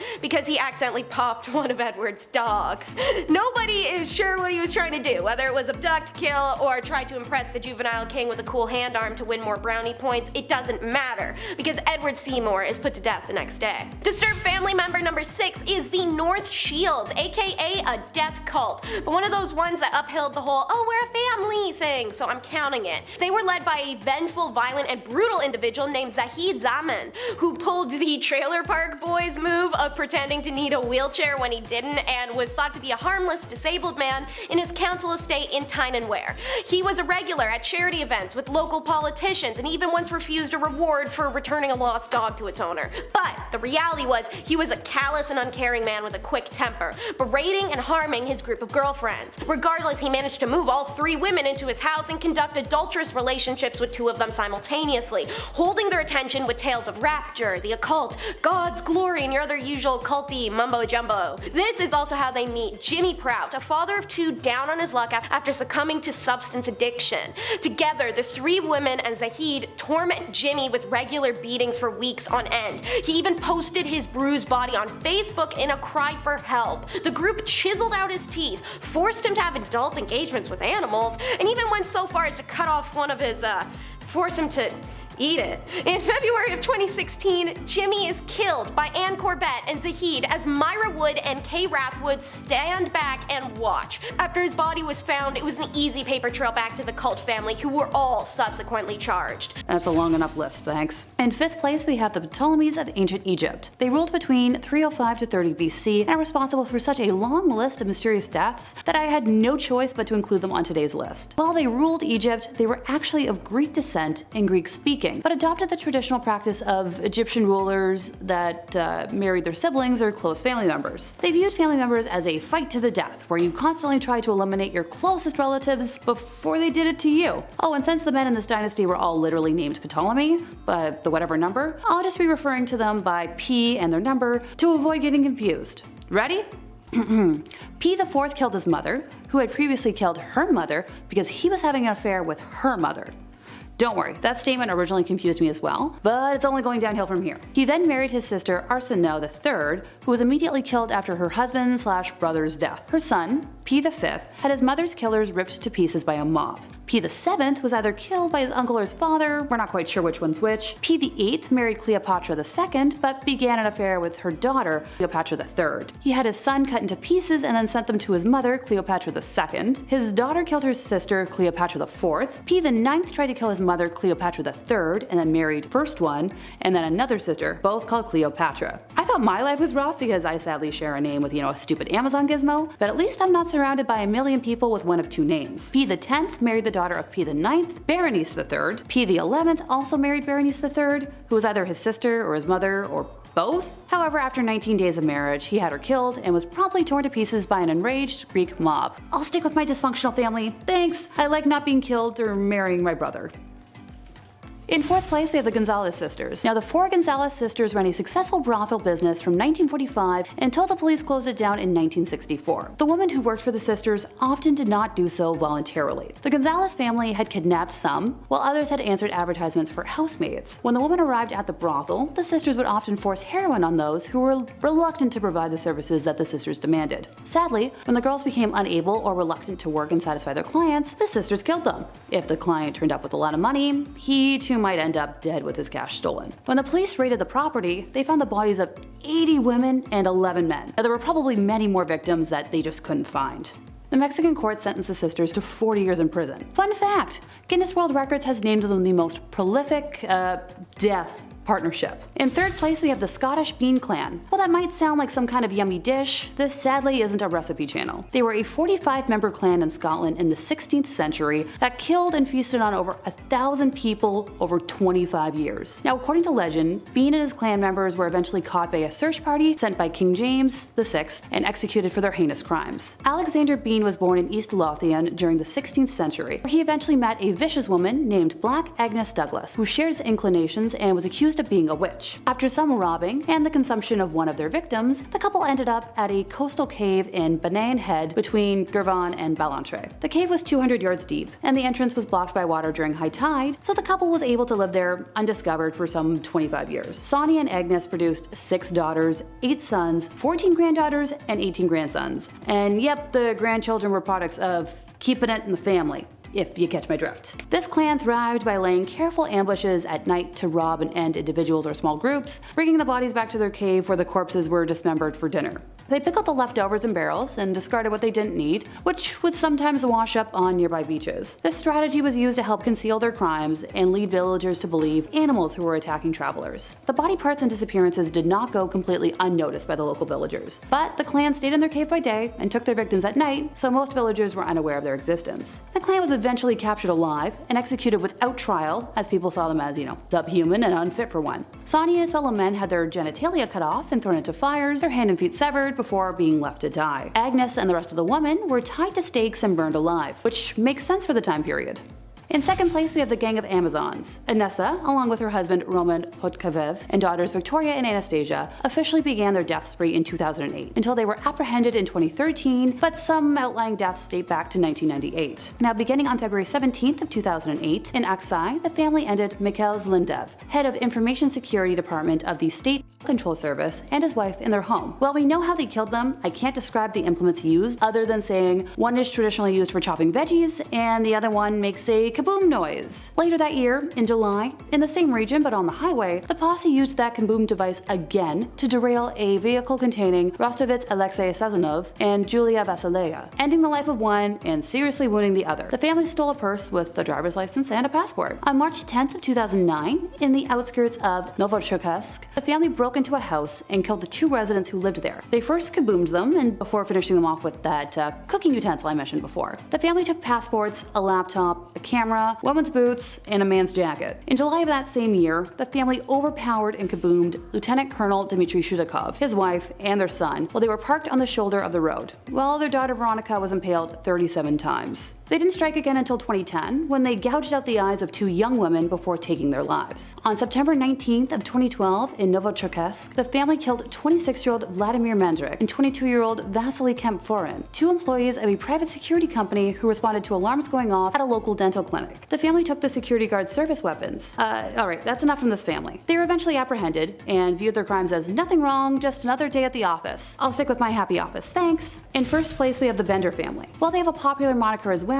I can't mention the other word. Just know that it starts with B and refers to human fluid. They were a family of serial killers who lived and operated in Lebec County, Kansas, from May of 1871 to December of 1872. The family consisted of John Bender, his wife Elvira, and their son John Jr. and daughter Kate. While there's no definitive number, estimates report that the Benders killed at least a dozen travelers before their crimes were discovered. Unsuspecting visitors to the family's bed and breakfast would be hypnotized by Kate to stay for dinner, and would be given a seat of honor at the table that was positioned over a trap door into the cellar. With the victim's back to the curtain, Kate would distract the guest, while John or his son came from behind the curtain and struck the guest on the right side of the skull with a hammer. One of the women would cut the victim's throat to ensure death, and the body was then dropped through the trap door. Once in the cellar, the body would be stripped and later buried somewhere on the property, often in the orchard. Although some of the victims were wealthy, others carried little of value on them, and the Benders had simply killed for the thrill. I can recommend much better hobbies if anyone out there is in need of a thrill. More than a dozen bullet holes were found in the roof and sides of the cabin. Now, the media speculated that some of the victims attempted to fight back, but we don't know. The fate of the family remains unknown to this day. They managed to avoid being captured, and while tales of possible spottings or captures of members are many, none were ever confirmed. And that brings us to the end of our list today. My chosen family might be a chaotic group of performers, but I'm suddenly glad none of us are serial killers. Okay, technically my chosen older brother is a vampire, but that's a very long story for another day. So, to start, it's Genghis Khan. That's probably the most obvious start in this case. Good old Genghis was the ruler and emperor of the Mongol Empire, the largest empire in history. How'd he do that? Well, even if they were outnumbered, which they usually were, the Mongols were masters of tactical and psychological warfare. They always had one-time offer for any city or civilization they came across. If this people in the town surrendered, the Mongols would treat them well and allow them the fruits of a secure world. They had considerable personal liberty, religious freedoms, and overall more rights. Once the Mongols were empowered, their land was safe and well controlled. If, however, the people resisted the Mongol advance, they and their cities would feel the full fury of the enraged invaders. The Mongols were violent, decapitating a path from the west shores of the Black Sea to the Pacific. Some experts calculate that fully 11% of the world's population died because of the Mongol expansion. He died in 1227 himself after defeating the Tanguts, and he left his successor and sons to handle everything. Don't think they're any better, however. His grandson told the Pope that he'd only protect Christian pilgrimage to Jerusalem if the Pope brought every king of Christendom to Khan to swear fealty. And his son committed one of the worst Mongol atrocities recorded against the Oryats. So I could go on, but we got more freaks to talk about. Your takeaway is don't mess with a Mongol. Ed Hardy fans, you'll know this one, the Krays. Dramatized in the 2015 movie Legends, these identical twins are unique unique in comparison to other criminal empire leaders, they ruled East End London with an iron fist during the swingin' 60s. Their criminal empire depended on robbery and protection rackets to thrive. The Krays and their associates would ensure compliance by readily resorting to arson, assault, and killings. The fear they inspired stopped even the most cowardly of snitches from saying a peep. They operated out of a nightclub and they were familiar figures on the street, but the streets are different during the day, and surprising to many, ordinary people who were untouched by the Krays' business interests actually revered them. They acted as a sort of local authority, helping people with their problems, debts, hurtful spouses, or failing homes. They guaranteed safety on the street and delivered it. It wasn't even just the ordinary people that admired the Kray brothers, but celebrities and politicians too. The police arrested them in 1968 after Ronnie's mental decline, caused by his refusal to take medication, led to the operation to make some sloppy mistakes. AKA, he literally killed 2 people at separate public events. 2 occasions, guys. Ronnie was sent to a high-security psychiatric facility due to his instability, but also his homosexuality. Unfortunately, that's how the times were. He died in 1995 while his brother died in 2000, 5 weeks after authorities released him from prison on a compassion ground for his terminal cancer. This Spanish family has lurid tales, but are they fact or are they fiction? The Borgias. Originally from Spain, the family became important in 15th century political and religious world. Caesar, the Borgias patriarch's father, was elected pope in 1492 of the titular church of Santa Maria Nova, making Caesar the archbishop and later the cardinal in 1492. Caesar, however, had no interest in religious vocation. He was better known at the papal court for his hunting parties and amorous liaisons and flashy clothes, rather than meticulous religious observations. On the death of Pedro Luis in 1488, the title of Duke of Granda had been handed past him and gone to his younger brother Juan. When Juan was mysteriously murdered in 1497, the rumor gradually spread that Caesar was the culprit. Ambitious and hungry for yet more power, the family included 2 popes, one of which was Alexander, the father of the famous Lucrezia. Her family was perfectly happy to use her as a pawn in their power plays. She entered into several arranged marriages, each one helped the Borgias extend their grip. She's also what inspired the belief that they really kept it in the family. After retiring to Naples after being a professional wife, Giovanni, dubbed the Roman infant, is seen at approximately age 3 for the first time. 2 papal bulls recognized the child as an illegitimate son of first Caesar, her uncle, and then of Alexander, her dad, who probably was the true father. The mysterious origin of the child, as well as her presence at a celebrated night group romp in the Vatican, has been used to support the rumors. You can learn more about this disastrous family in a 3-season TV drama literally named after them, the Borgias. Time to take life insurance policies out. We're meeting the Castro Angel Landing family. Cult. You know, there had to be at least one coming up. They'd love to call themselves families after all. Angel's Landing is the name of a 20-acre compound outside of Wichita, Kansas, where Lou Castro and a small group of people lived an inexplicably extravagant life in the early 2000s. His followers were convinced he was an angel seer who saw the future and knew how people were gonna die. Turns out the reason he knew was because he was gonna be the one making it happen. Patricia Hughes showed up dead in 2003 and police turned their attention to the secluded luxury compound. There were high-end vehicles and appliances, well-kept lavish homes, pools, and just a lot of wealth that wasn't accounted for or could be explained. Then Patricia's husband dies in 2006 on compound once again by a freak accident, and Ron Goodwin dived into every bit of personal and financial information he could find on the people living at Angel's Landing. Turns out our buddy Castro took out expensive life insurance policies on certain cult members and had them cashed in by other members when someone in the makeshift family accidentally died. This pattern occurred around every 2 years and for about a decade, unnoticed. Turns out his name wasn't even Lou Castro, but Daniel Perez, a man from Texas with many police reports. Perez was charged with 28 felonies, and in February 2015, he was convicted on all counts and sentenced to 80 years in prison. The cult was later profiled on an episode of Oxygen's Deadly Cults. Next up is Lucky Luciano. We love a fun and flirty nickname, one he earned for success at evading arrest and winning craps games. Lucky was the most powerful chief of American organized crime in the early 1930s and a major influence even from prison and after deportation to Italy. At 10, he was already involved in muggings, shoplifting, extortion. After a 6-month jail sentence when he was a teen, Lucky teamed up with Frank Costello and Mayor Lansky and other young gangs, and later New York's rising crime boss Joe Masseria, who he becomes second-hand man to. In October of 1929, he becomes the rare survivor of a one-way ride when he's abducted by 4 men in a car, beaten, stabbed, had his throat slit from ear to ear, and was left for dead.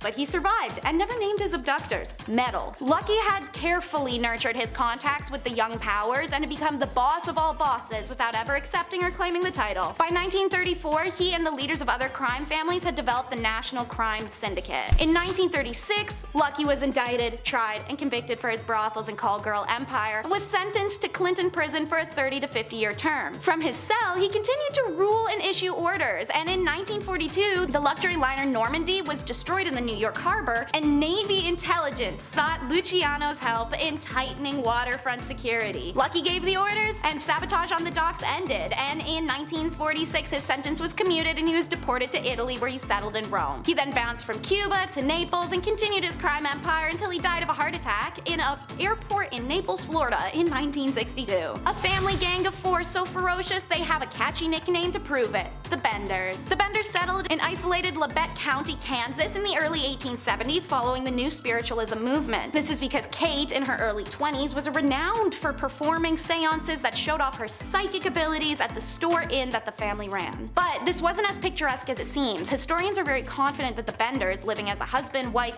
young adult son, young adult daughter dynamic, actually weren't even related, and none of them were even named Bender. Well, it'd be no biggie if it wasn't for the fact so many people who happened to pass through Labette County never made it to their final destinations, including a well-known local doctor, William York. After a community meeting about York, attended by both of the male Benders, it resulted in a search party formation, and it was soon noted that the Bender homestead appeared recently abandoned and full of evidence. Near the table where the guests were served was a trap door, and the foul-smelling hole beneath the door was just full of blood and gross stuff. The ground in an orchard nearby the house has been carefully plowed, but one small section was noticeably indented. The ground was dug up and revealed the decomposed body of Mr. York. 8 more bodies are found, skulls crushed, throats cut. Guests at the inn were urged to sit at the place of honor, which was a curtain dividing the house's rooms. While dining, the guest of honor would be hit in the head with a hammer from behind the curtain, his throat cut, and then his body dropped in the trap door to the cellar, Sweeney Todd style. Their motive, robbery, or the thrill of it, nobody actually knows, because despite a reward and several substantial claims of their capture at the hands of various posses,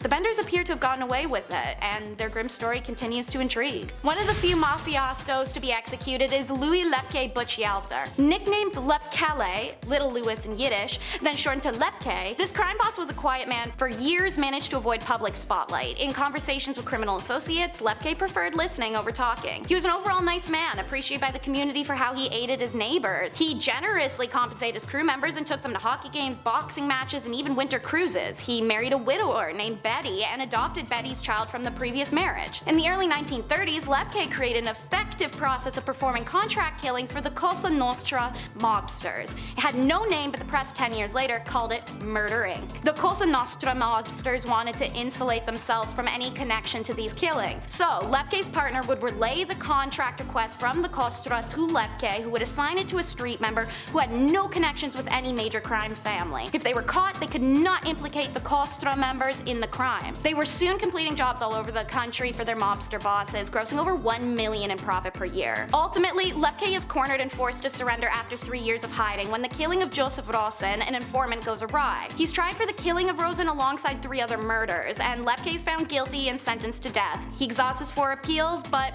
is executed by electric chair in 1944. You never know your neighbors, especially if they were Inessa, Roman, and their daughters. Inessa, a kindergarten teacher, and Roman, a successful dentist. Together, Inessa's daughters from her first marriage, 25-year-old Victoria, and just shy of legal daughter Anastasia, are responsible for the violent deaths of at least 30 people across southern Russia. Inessa and her family were highly organized, using information from Roman's sister and brother-in-law who had police connections to organize their crimes around police activity. This is because Inessa liked to go after police officers, as one had left her for another woman in the past. And her current husband didn't feel like she was living in the past either? Okay, alright. Their victims weren't exclusively police officers, however. The family MO was breaking and entering the houses of sleeping families while they road tripped under the guise of going on monthly camping trips. One victim was a police officer named Ivan, who was killed when he attempted to stop members of the gang from fleeing the scene of the crime. Roman was eventually killed in a bloody standoff with police, case, and Inessa was arrested. A search of the family home uncovered a slew of weaponry, a complete arsenal. Inessa, Anastasia, and Victoria all confessed to their crimes, the 6-year reign ending. Vladimir Markin, the chief of Russia's equivalent to the FBI, said, "I'm sure that when they were together, one could hardly imagine that they could even plan a crime." It sounds so much more innocent than it is. The Bean Clan. Picturesque Scotland, a land of mystery and rolling dewy fields, glens, and hills that 100% have eyes. That's right, we're talking about the freaks who inspired the nauseating horror movie that we're never gonna forget anytime soon.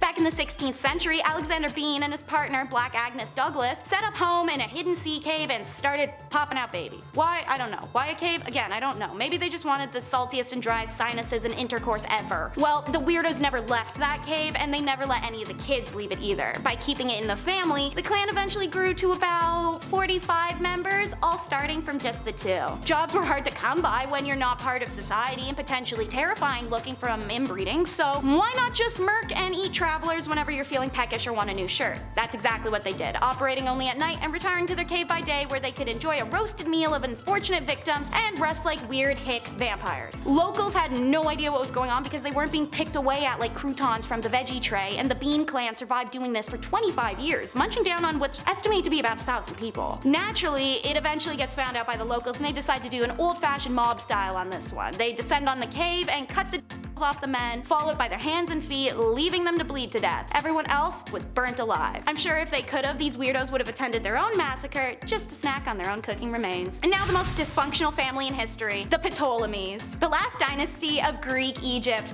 Their first 3 monarchs of the dynasty were capable, vigorous sorts that did things like build the great library at Alexandria on their weekends off. But from the 4th century forward, it was nightmarish. It's like they were on a game show where you tried to kill as many of your close relatives as you were able, preferably in as painful and public of a way as possible. This is complicated for 2 reasons. 1, they kept the names in the family. Men were always named Ptolemy, and women 9 times out of 10 were called Cleopatra. 2, they kept their seed in the family too, following the Egyptian tradition, brother and sister wed and had children. This means it's not easy to explain who is killing whom. What follows offered is a kind of prose poem compiled of examples dedicated to the most bestial family in history. Alright, so Ptolemy 5 was the nicest of the later Ptolemies and thoughtfully had his mother's killers ripped apart by a mob. Ptolemy 6 fought his own brother for the throne and then married his sister Cleopatra 2. Ptolemy 4 kills his mom, who had killed her husband for having a love affair with her mother. Ptolemy 8 was a great enemy of Ptolemy 6 and the probable killer of Ptolemy 7. He also married Cleopatra 2 and then began an affair with Cleopatra's daughter, Cleopatra 3. So Ptolemy 8 had Ptolemy 6 dismembered and the pieces sent to the mother, Cleopatra 2. I could keep going, like for hours. They burned, cooked, eviscerated, literally anything you can think of, they did to one another. All of this comes down to the bottom of the family tree, Cleopatra 7, the daughter of Ptolemy 12, the famous Caesar-loving, Mark Antony-loving Cleopatra who blew Egypt out of the water. I need a water break after that. Number 10. King Edward VIII. Directly after his father died in 1936, King Edward VIII took the throne, right? That's pretty normal. But the tides quickly turned when, less than a year later, he renounced his position. Now, this was of course a huge scandal right off the bat. This is not something that's taken lightly in the royal family. Turns out the woman responsible for stealing his heart was that of Wallis Simpson, America's socialite who had already been divorced once before and was at this point working through her 2nd divorce. So you can only imagine how everybody reacted at that point, right? Oh, how dare she? His proposal to Simpson, of course, caused social and political backlash. The Church of England wasn't so chill with Edward marrying someone who had already been divorced. Yeah, they're not really okay with that. So Edward was forced to abdicate. Yeah, he had to, right, for love. Edward and Simpson then tied the knot in 1937, and they stayed together until Edward's death much later in 1972. Sliding into royal DMs right off the hop. Okay, we're in for a treat. Number 9, dark predictions. Of course, in recent years, the royal family has seen a change that many didn't really expect. When Harry and Meghan chose to renounce their royalty status, speculation began that this could be the beginning of the end for the monarchy. People only fueled their fire with questions, and also, somebody may have called it. Yeah, Nostradamus, he may have predicted this entire event. One of his predictions literally reads, "At the end of the war, the great powers change. Near the coast are born 3 beautiful children. They will ruin the town when they come of age, they will change the kingdom, and they will not see it grow anymore." Now, Harry is only one of 2 children, so I'm not sure if the, quote was talking about him and his siblings, or if it has more to do so with some other royal family members, but either way, there's some people who take Nostradamus' words very, very seriously out there, so I had to include it. Maybe there's something there, I don't know. Maybe there's something we haven't quite breaking down yet. That's why we need National Treasure 3. You know, maybe this is the plot. Number 8, King Henry II. While we're on the topic of him, could Nostradamus have actually predicted the death of King Henry II? Because if he did, that's pretty curious, I'd say. Never used the word curious in my life, but I'm like, you know what? That's curious. King Henry II was actually a personal acquaintance of the prophet himself. That'd be kind of cool, being friends with Nostradamus. I'd be like, hey, how does Game of Thrones end? Please. While at one point in history, Nostradamus was seen addressing King Henry II as the most invincible King Henry of France, unfortunately, Henry proved to be quite vincible when he met his gruesome death, might I add, at age 40. Yeah, in the summer of 1559, not a great time. A terrible jousting accident went wrong and it left the king passing away shortly after from sepsis. This is a terrible story, but I have to explain because, you know, it's history and, well, that's what we're here for. The jousting accident saw the king having splinters driven into his eye and then his skull as well by one of his young soldiers. And the Nostradamus quote reads, "The young lion will overcome the older one. It says he will pierce his eyes through a golden cage." Okay, already we're a little bit spooky. "And that 2 wounds will ensure a cruel death." So I'm not saying he predicted it, I'm just saying, kind of nailed it. Number 7, a fateful turn of events. Queen Victoria, her reign began back in 1837 and it lasted until the Queen's death in 1901. Now at just age 18, Alexandrina Victoria had to rise up to the throne. Had to, right? All these cases, it's like, yeah, they have to do this. She was born, of course, on May 24th, 1819, and Queen Victoria was actually 5th in line when she was born, nowhere near the throne. So right off the bat, it was actually highly unlikely that she would ever see the crown. But one by one, all of her family members began passing away fast. In 4 years, 3 of Victoria's cousins passed away, and then her father and her grandfather both died 1 week apart from one another. So on one hand, obviously it's sad, it's tragic, everyone's dealing with loss so fast. But on the other hand, by time 1830 rolled around, Victoria was only 11 years old, and already she was next up to bat for the throne at 11. Imagine, that's like some ancient Egypt.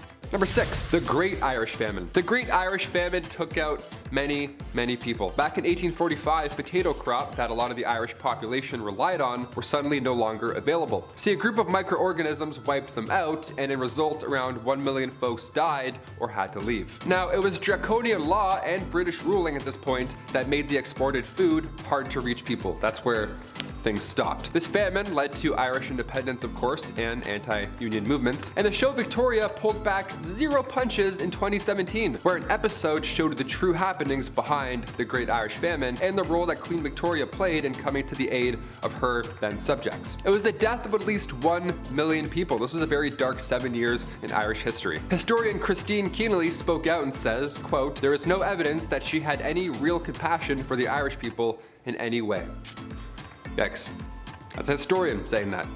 That's how you know. Number 5, Meghan Markle, solo strut. Okay, back in May 2018, we all set our alarms, we woke up early, and we all watched the royal wedding, right? We sipped our tea in our pajamas and we pretended like we were there, right? Just watching, along with the other billions of people online. Prince Harry and Meghan Markle, his new Duchess. At the historic wedding, Thomas Markle was just a no-show. Yeah, Meghan just walked down that aisle by herself in front of 1 billion people, watching at home or streaming it, and it was thought at the time that this was because of Thomas's health. See, right before the wedding, Thomas suffered a heart attack, right? Just days before. So of course nobody was upset. It was almost expected for him not to show up. But cut to a year later, we began talking again. Thomas and the Duchess are now not close, it seems. Thomas even spoke out against his own daughter at one point. There was a huge scandal where Meghan even spoke to Oprah, like Oprah and that big tell-all, and Meghan actually said to her father, "If you tell me the truth about working with paparazzi, we can help." And he wasn't able to do that, and for me, has really resonated, especially now as a mother, end quote. So yeah, they're not talking, I guess, anymore, which more than fair. If my dad was working with the paparazzi, showing them private letters, I'd be a little pissed too. There's no way though, the guy can't even unlock his email, let alone sending one? No way. Number 4, Prince Charles and Princess Diana's divorce. Prince Charles, the oldest son of the Queen, straight up admitted to having an affair with Camilla Parker before his divorce from his first wife, of course, Princess Diana. Imagine having this is crazy. A princess? You cheated on a princess? That's insane. So in turn, Princess Diana addressed the relationship and what's happening during, you know, that famous 1995 interview with BBC. She couldn't have said it better, if I'm being honest. Diana said herself, quote, "Well, there's 3 of us in this marriage, so it was a bit crowded." Yeah, end quote. There's no better way of putting it, I think. It's a pretty baller way of saying it. I don't know. I haven't said baller in like 13 years, but I'm like, you know what? That's a baller move. It's pretty gangster. Diana also said she was in love with riding instructor Major James Hewitt during her marriage to Charles, so everybody was busy looking other directions, it seems. Diana and Charles divorced in 1996, only 1 year before her tragic car accident. Now later in 2005, Charles ended up marrying Camilla. Has anyone seen Spencer? Kristen Stewart looked great in that movie, and now I want to watch it. Is it worth the watch? Let me know in the comments. I didn't see it go to theaters or anything. It kind of snuck by me. I was sleeping on all the good ones. Number 3, Prince Harry costume party. YouTube isn't a fan of some words, specifically one word that rhymes with Yahtzee, and it goes deep with history, as you could assume what I'm talking about. But with this being one of the biggest scandals, I have to bring it up, right? The Duke was always referred to as a bad boy, right? He was the bad royal, the bad boyle royal. I don't know, I'm trying new shit here. But just how deep did these incidents cut? Well, before he settled down with Meghan in 2018, Harry had to issue a public apology back in 2005 because, whoops, somebody got photos from a costume party, and a few of them were in poor taste. Did the royal dress up as the Beast from Beauty and the Beast? No, he did not. Did he dress up like a witch? Like a little witch, maybe with a nice witch broom? No, none of that either. No, photos leaked of him wearing World War II German soldier gear. Yeah, I can't say too much, but it was even equipped with an armband, a very bad armband. Again, I can't say too much, nor will YouTube allow us to show too much, but you understand what I'm trying to say. You remember. It was poor taste. He could have dressed up in any way he wanted. He's a literal prince. And he does this? It's off-putting. Harry said afterwards, and I quote, "I am very sorry if I caused any offense or embarrassment to anyone. It was a poor choice of costume and I apologize." End quote. Nice, right from the heart. That's good. Really goes deep with the royal history. We love it. Number 2, Vegas getaway. Nice, roll those dice. It's one thing to party like a rock star, but to party like a prince? What does that even mean? I gotta keep this Prince Harry train going because, well, now I'm mad at him, but there's even more photos from history that show what was really going down in the royal family, His priorities, dare I say. After that party incident, just 7 years later, scandalous photos emerged from Harry's Las Vegas trip. Yeah, he had a little boys' night, it seems. It turns out what happens in Vegas may just leak online for your entire family to see, and your grandmother. That's probably not a great time. These scandalous pics were taken during a strip pool game. Lovely, we like that. Make sure you call the right pocket while you're not wearing any. The scandal actually prompted St. James Palace to contact the Press Complaints Commission before the snaps even made their way to British tabloids. Yeah, they knew right off the bat they were fucked. They're like, can we call them? Can we send a pigeon? What's the fastest? And finally, number 1, Boy Jones and other attempts. Okay, being the queen and all in history, a security team is always needed, obviously. And during her reign, specifically Queen Victoria, there were multiple attempts to harm the young queen. First attack was in 1840. It was an 18-year-old man named Edward Oxford, and he fired towards the Queen's carriage. When Edward was accused of high treason, of course, afterwards, he was actually found not guilty due to,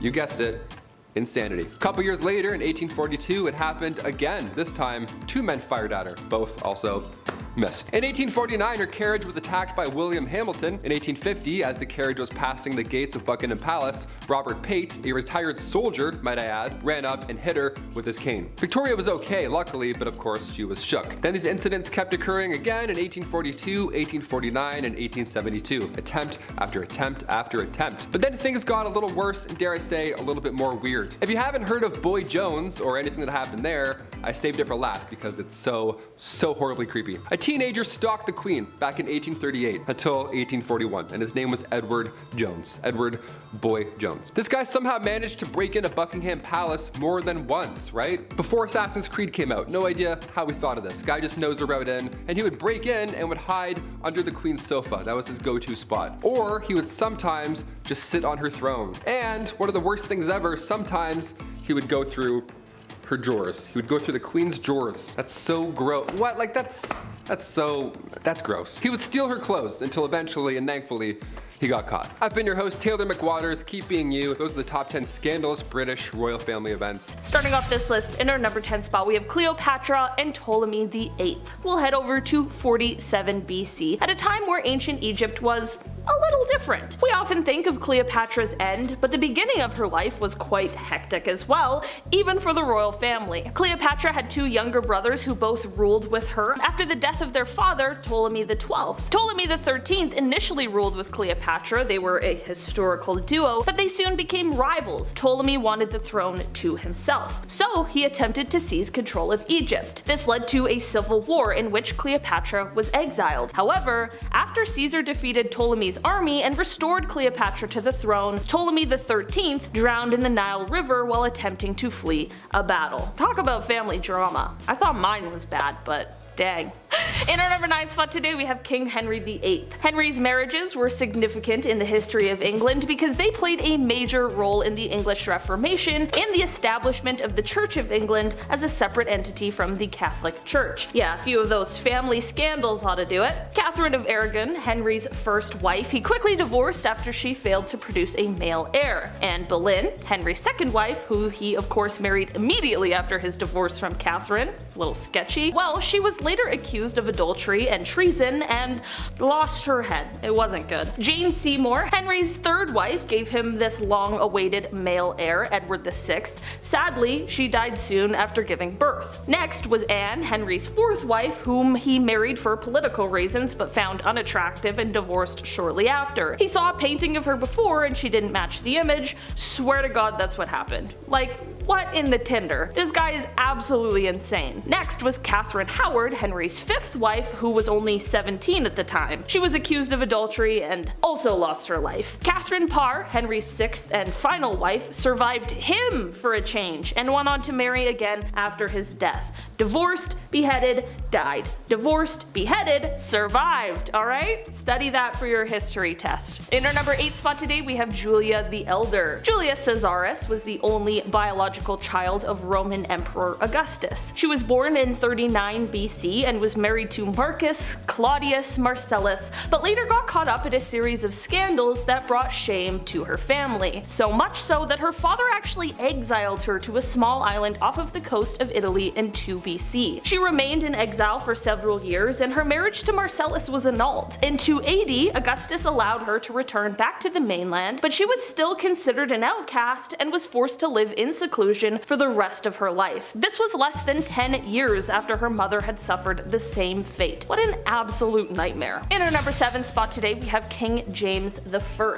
We're taking it back to Scotland in 1425. King James I ordered the death of a powerful nobleman who just also happened to be James' cousin. Murdoch Stewart, Duke of Albany, was the grandson of King Robert II and had served as regent for James while he was imprisoned in England. However, once James returned to Scotland, he suspected Murdoch of plotting against him. Murdoch and several of his followers were arrested and killed in Stirling Castle. King James' actions were seen as a ruthless demonstration of his power and authority, and he faced quite a bit of criticism for this harsh treatment. In our number 6 spot today, we have John the Fearless. In 1407, Duke of Burgundy John the Fearless ordered the death of Duke of Orleans Louis I, aka John's cousin. A lot of cousin rivalries in this list. At the time, of course, he was his political rival in the French court, but what is happening? The two men were powerful and influential members of the French nobility, and their feud had been building for quite some time. See, John believed that Louis was a threat to his power, and he had also insulted him publicly, which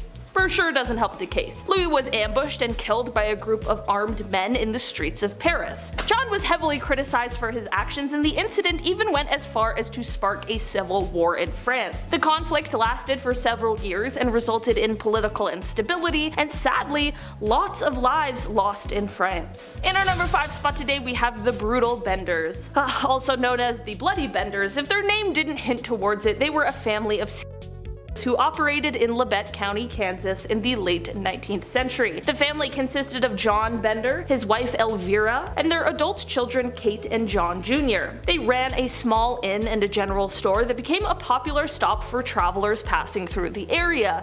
However, the family was also known to rob and or kill their guests. Just a minor inconvenience if you want to stop in at the inn. They would lure travelers into their home, act friendly, and then completely switch on them. The family's crimes were eventually discovered in 1873, but they fled the area before they could be brought to justice. Lovely. What year was this again? I don't think they're alive anymore, thank God. Well, who knows? In our number 4 spot today, we have Fred and Rose West. We've heard of Bonnie and Clyde, but what about Fred and Rose West? Ugh. The two were a married couple who committed a series of brutal killings in England during the 1970s and 80s. Their victims were usually women, and they buried their bodies in and around their home. The couple was thankfully arrested in 1994 after police discovered the remains of several victims. While awaiting trial, Fred took his own life in prison. Rose was found guilty of killing 10 people and was sentenced to life in prison without the possibility of parole. Definitely one of the worst when it comes to British criminal history. In our number 3 spot today, we have the Kray twins, Ronnie and Reginald Kray. Where do I even begin here? On paper, these twins were lavish, they had very bubbly personalities, and were often associated with celebrities and politicians. Deep down, these British gangsters were much, much more. The Kray twins operated in London's East End during the 1950s and 1960s. They were involved in organized crime like protection rackets, arson, and they took a handful of lives. They were eventually arrested and sentenced to life in 1969 for killing Jack McVitie and George Cornell. The Kray's legacy has been depicted in many films, books, and documentaries, and they remain among the most notorious figures in British criminal history. In our number 2 spot today, we have King Rudolph II. We'll do a little palate cleanser before we finish off out with big bad number 1. King Rudolph II, the Holy Roman Emperor in 1552. He was known as a collector of sorts. Some royals collect stamps,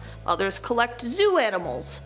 Okay. His home was dangerous, to say the least. His castle was home to lions, tigers, and orangutans, so good luck getting 8 hours of sleep. Not gonna happen. He also liked to collect human artifacts. That one's a little bit more jarring than the zoo animals, right? I mean, literally, King Rudolph II had random bones and body parts in jars, all in the name of science. Watch out for the animal droppings and the jars of teeth. Welcome home. King Rudolph II is of course quite important in history as he supported the scientific revolution quite a bit, hence the jars. You know, he also poured tons of money into astrology. He's into the cosmos and the kidneys. What a guy, alright? It's got a lot of interests. In our number 1 spot today, we have Paul Bernardo and Karla Homolka. We'll end on our least favorite Canadian couple, Paul Bernardo and Karla Homolka. They committed a series of brutal assaults and killings in the late 1980s and early 1990s. Their victims included Homolka's sister, as well as several other young women. Absolutely disgusting. Bernardo was known for his inhumane acts in Scarborough. He even had a nasty nickname for them before his true, even more disgusting identity was revealed. The couple has since been dubbed the Ken and Barbie killers due to their wonder-bread appearance. Homolka had made a plea with prosecutors testifying against Bernardo in exchange for a reduced sentence. Meanwhile, Bernardo was eventually convicted of several charges and was sentenced to life imprisonment without the possibility of parole. Hashtag by Ken. Starting off this list, in our number 10 spot, we have the Murdaughs. With the high profile of this ongoing case, coupled with the fact that Netflix just released a chilling documentary about the story of this family, it is likely that you may already have quite the idea of who the Murdaugh family is. Taylor and I have been watching the documentary series. We're past the first few episodes, and man, is this story wild. A few years ago, if someone asked you who the Murdaugh family was, you would have likely described them as one of the most powerful families in South Carolina, with a legal dynasty that has spanned for a century. Now, if I asked you that same question, the answer would be a family who had it all. Money, power, status, but some of the members flew a little too close to the sun, tragedy ensued, and now people have lost their lives and the family has been destroyed. It started back in 2015 with the death of Stephen Smith. It carries on to 2018 when Gloria Satterfield, a long-serving employee for the family, was found passed away after a quote trip and fall accident. These events are both horrible and completely atrocious, but despite the rumors, mysteries, and alleged conspirators of these deaths, things really started to unravel for the family in February of 2019 with the death of Mallory Beach. The young woman met her untimely fate after a boating accident where, allegedly, 19-year-old Paul Murdaugh was at the wheel, intoxicated. We could spend hours and hours talking about this family and all of these cases and the conspiracies, but we are short for time, which brings me right to the most recent tragedy. The 2021 killings of that same Murdaugh who was driving the boat, as well as the killing of his mother, Margaret. Now, I do believe that people are innocent until proven guilty, but it is important important to note that the one on trial for these killings right now is the father and husband to the deceased, Alex Murdaugh, the patriarch of the family who is supposed to be carrying on that Murdaugh legacy. The stories surrounding this family are horrific, tragic, and a reminder of the dangers that money and power can bring. In our number 9 spot today, we have the Sacklers. This family is the one behind the dynasty of Purdue Pharma, who is best known for producing an exceptionally strong prescription painkiller. Of course, we all know just how big and rich a pharmaceutical company could get, especially one that has been around for quite some time. The company was first created in 1952 by 3 Brooklyn-born brothers, and in the beginning, the company mostly dealt in things like laxatives and earwax removal methods. Soon, things for the company took quite an upwards turn, and before anyone knew it, the family was regarded as one of the most esteemed New York families, but they were also known for their philanthropic tendencies, with their names on museums and hospitals, some of the most famous in the world. You see, the thing is, when they released this painkiller in 1995, it led to them amassing an insane $13 billion fortune. That is obviously incredible, but the trouble came when it was realized that this painkiller wasn't nearly as potent as it was marketed to be, and frequent users would be building up a tolerance to it, meaning they needed to use higher and higher dosages. Viewer,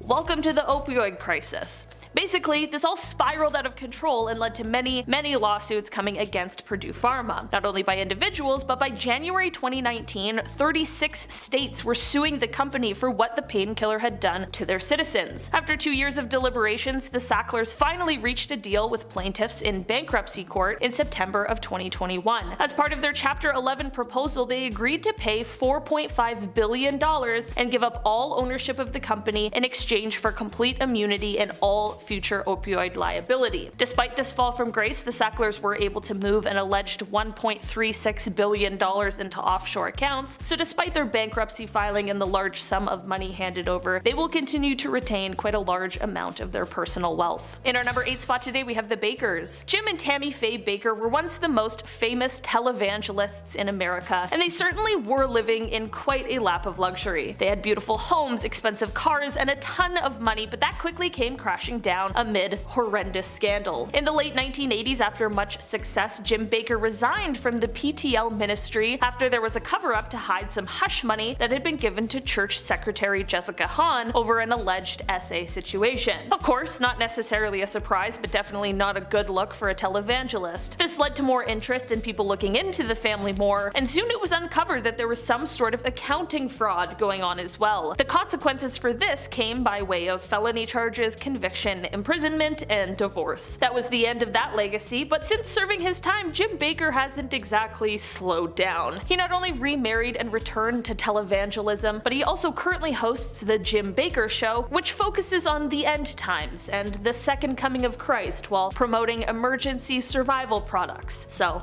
that's interesting. In our number 7 spot today, we have Prince Sado. Born in 1735, Prince Sado was the heir to the Korean throne, but unfortunately, he would go on to suffer from extreme mental illness and delusions. Thankfully for historians and those of us interested in history, the wife of the prince created memoirs, and in them she detailed the horrifying things that happened next. The prince began to kill. He began to hurt and torment people. He basically turned their home into a house of horrors. The prince also endured some pretty horrific treatment from his own father, which of course is not an excuse for the things he did, but it definitely did not help the scenario. Eventually, the family had enough and realized that his behavior would go on to ruin the name of their family forever, so something needed to be done. At the time, tradition stated that if the prince were to be executed, his wife and child would also need to be, but everyone thought that maybe that was a bit too far. Why should they have to pay for his crimes? This led to the king coming up with quite the bizarre workaround for this. On a hot day in July, the king forced the prince to step into a rice chest, which was then locked behind him. This acted as a way to make it seem like he had caused his own death, which is said to have occurred just a few days later. In our number 6 spot today, we have Don Carlos. This little troublemaker never made it to the title of king, but he sure was a little too close for comfort when you hear about the kinds of things he was doing. Carlos was the Prince of Asturias in the mid-1500s, as he was the eldest son of King Philip II of Spain. It is said that Carlos may have had some troubles right from birth, which many believe could be due to inbreeding that was common in the family at the time. Descriptions of his behaviors, though, are far worse than what anyone could have expected. It is said that Carlos did horrible things like hurting or taking the lives of animals for fun. Nowadays, we call that a huge warning sign for potential killers. Back then, it was like,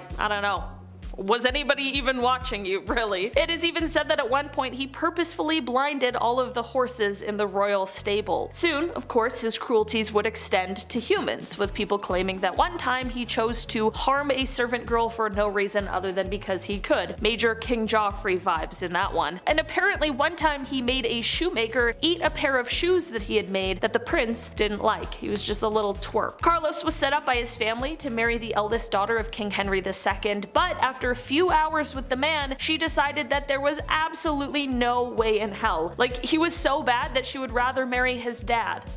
Which she did in 1560. In the end, Carlos was found to be plotting to take out his own father, which landed him in prison in solitary confinement, where he passed away 6 months later. In our number 5 spot today, we have Prince John. It is said that this may be one of the darkest secrets of the British royal family. Prince John would have been the uncle of Queen Elizabeth II, but he passed before she was born. Prince John was the 6th child of King George V and Queen Mary, and it is said that he suffered from seizures, likely as a result of epilepsy, although it's hard to diagnose for certain because of all of the secrecies surrounding him and his illness. From the age of 4, when he had his first seizure, until his untimely and very early death, Prince John lived in a separate estate where he was cared for by a governess. Many people have since criticized the royal family, calling their treatment of Prince John as callous or inhumane, like they were hiding him away for being ill. Of course, the palace was concerned with the monarchy's public image, and there was a belief at the time that royals shouldn't have any physical or mental ailments, although that is of course impossible. They also didn't include him in public events, which could have been another image thing, and also perhaps because of a worry that he might have a seizure at one of these events. At the end of the day, it was definitely a different time, but the idea of excluding him because he was ill truly is a really sad thought. In our number 4 spot today, we have Marguerite and Blanche of Burgundy. This is a royal scandal that took place all the way back in 1314, and it starts off with the daughters-in-law of King Philip IV of France. I think that's the 4th.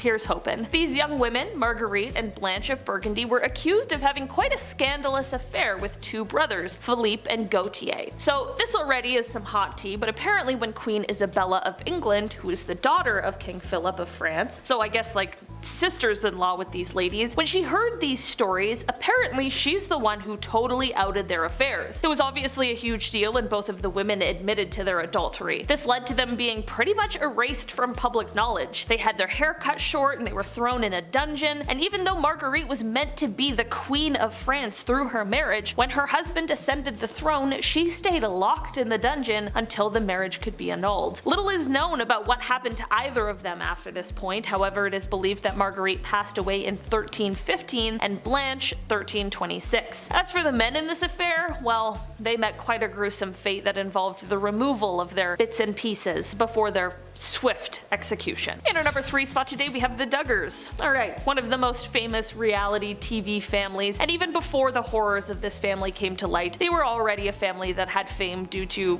quite a strange reason. If you're unfamiliar with who the Duggars are, you might be more familiar with the show that they used to have on TLC titled 19 Kids and Counting. Yeah, the show ran on TLC for 7 years until it was cancelled in 2015, and the show featured, well, the Duggar family. The family consisted of parents Jim Bob and Michelle Duggar and their 19 children, 9 daughters and 10 sons, all of whose names begin with the letter J. It was an interesting time, and they seemed like this huge, happy, religious family, but in the years since the cancellation of the show, some horrifying things came to light. Initially, the reason that TLC suspended and then subsequently cancelled the show is because it came to light that the eldest son in the family, Josh, had done some horrible things and acted violently, horrendously, and inexcusably against a number of girls, even some in his own family. Due to the popularity of the show before these serious stories came to light, there was a spin-off show that was created titled Counting On. This show first aired in December 2015 and stayed on the air for a surprising number of years before it was pulled, and the family yet again found themselves in the center of a scandal that had to do with Josh. This time he was caught in possession of a certain kind of tape that no one should have, and that should not even exist at all. I can't say which kind of tape, but just know it's the worst of the worst. first. These are, of course, some of the worst scandals that have surrounded the family, but truly, it's only a drop in the bucket of the many stories surrounding them.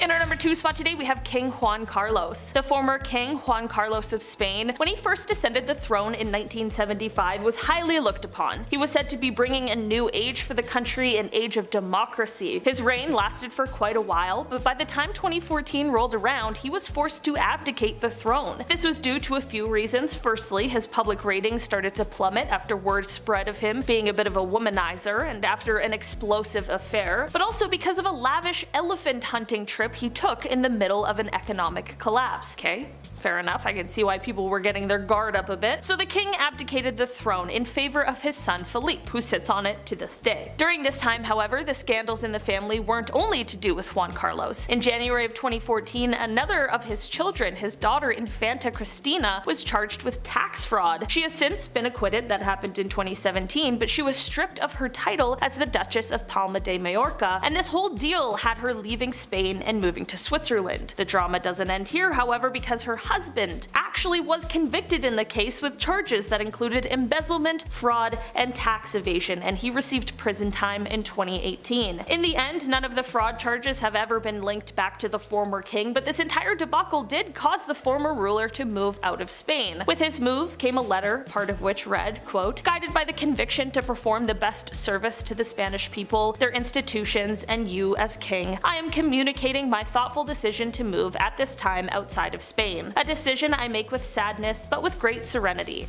I have been king of Spain for almost 40 years, and during all of them I have always wanted the best for Spain and for the crown." In our number 1 spot today, we have the Rothschilds. This family is easily one of the most, if not the most, powerful family in the modern era. In fact, it is said that most of us in the Western world don't even realize the impact this family has had on our lives, as our consumer-driven lifestyle is definitely directly related to the monetary systems this family put in place. This would include the United States Federal Reserve. Because of this insane amount of money and power that this family has held for over a century, there are plenty of conspiracy theories going on surrounding them. The conspiracies run deep, and they go quite dark. They touch on everything from assassination attempts, some successfully completed on sitting presidents, to heinous World War II agendas that would have benefited the family. Of course, they are conspiracies, so no one is quite sure which of these secrets, if any, are true. Even still, the stories and speculations swirl today, waiting for some piece of evidence to maybe bring them to light. Number 10, the Kennedys.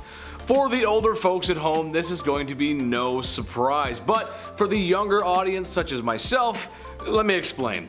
The Kennedys were a wealthy and powerful family in the US. A lot of their scandals originating from organized crime, American politics, and some juicy rumors. The most famous Kennedy being JFK. My generation knows him from Call of Duty Black Ops 1. Remember 5? It was a good zombies map. The older generation remembers him for that one Sunday car trip in Dallas. You know what I'm talking about. He may have also been shacking up with Marilyn Monroe. His father was a bootlegger during the Prohibition era, and his family seems to have a lot of plane crashes. For some reason, I'm not sure why. The Kennedys are textbook scandalous and will be talked about for a long time to come. Number 9, the Jacksons.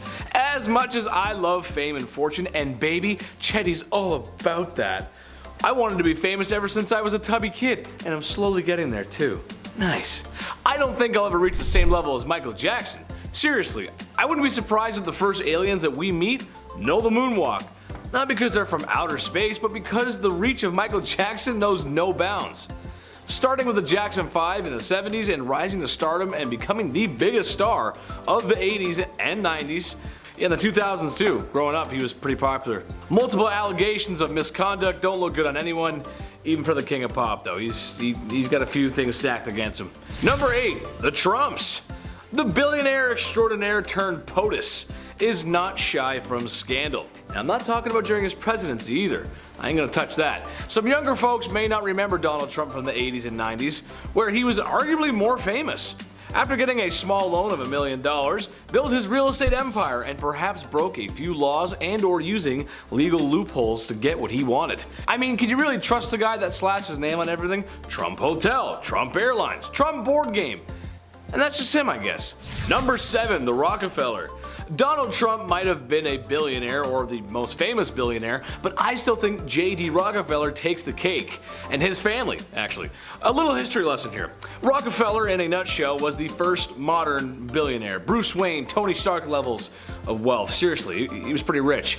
When oil and gas became big business in the late 1880s because Industrial Revolution, cars, we need oil, his company, Standard Oil, slowly rose up until they had a monopoly on the oil industry. By cutting out middlemen and cornering the market, he amassed billions. Today, adjusted for inflation, his pockets were lined with a very healthy $23 billion. Say it again, $23 billion. That was all the way back then. Way before Elon Musk, Bill Gates, and Buffett did it. I wouldn't mind $23 billion myself. Sounds good, right? Oh, all the McDonald's I could have. Oh yeah.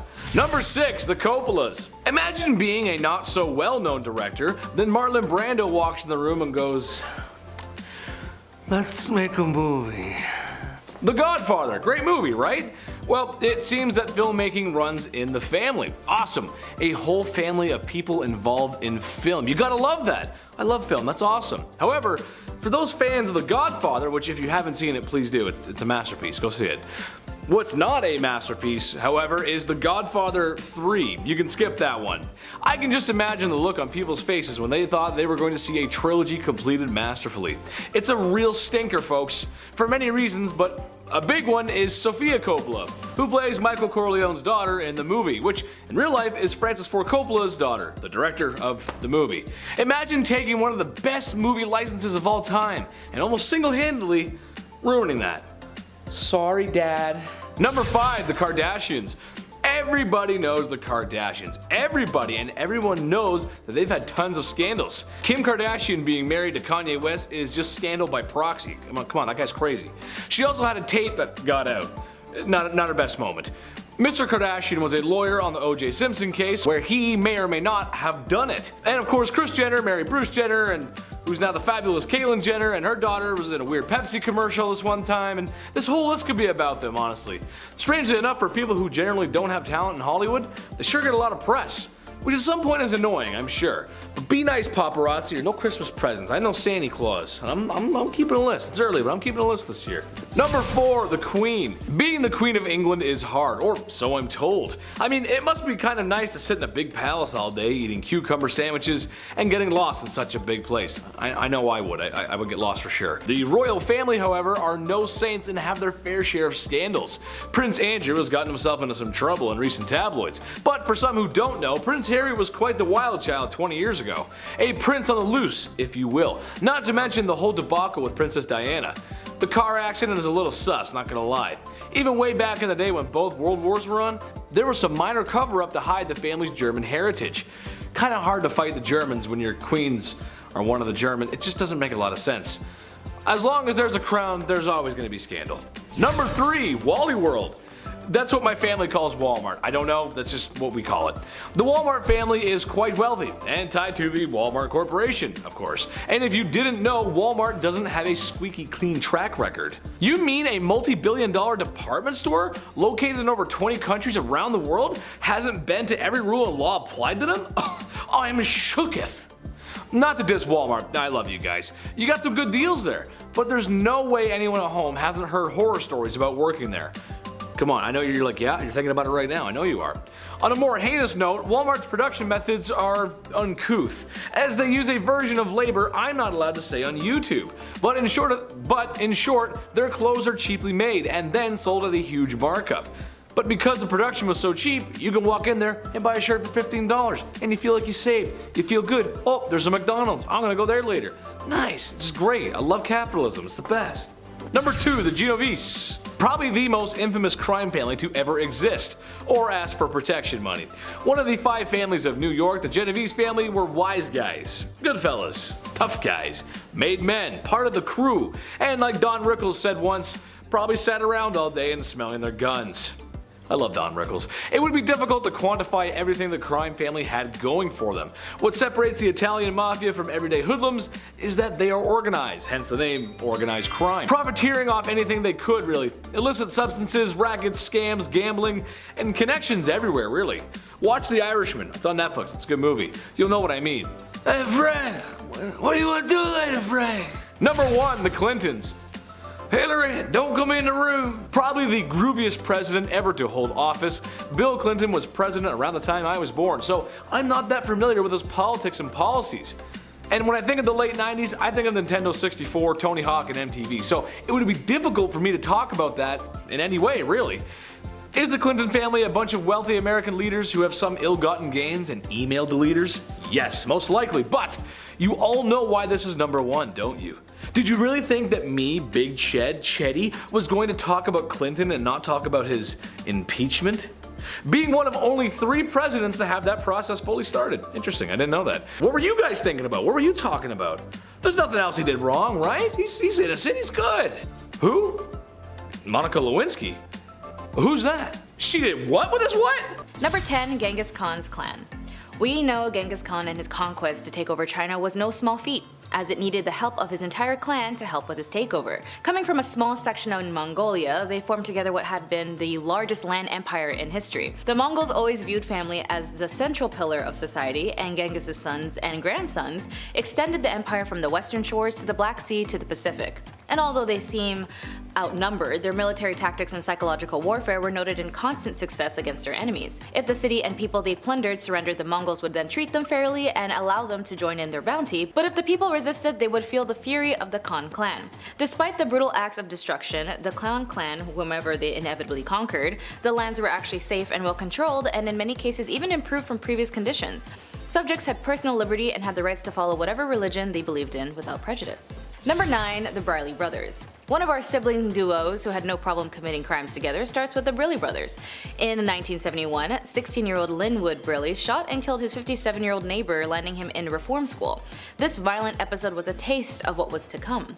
From March to October 1979, Linwood and his brother James and Anthony embarked on a bloody hit spree in Richmond, Virginia. With accomplices Duncan Meckins, they robbed and killed at least 11 people.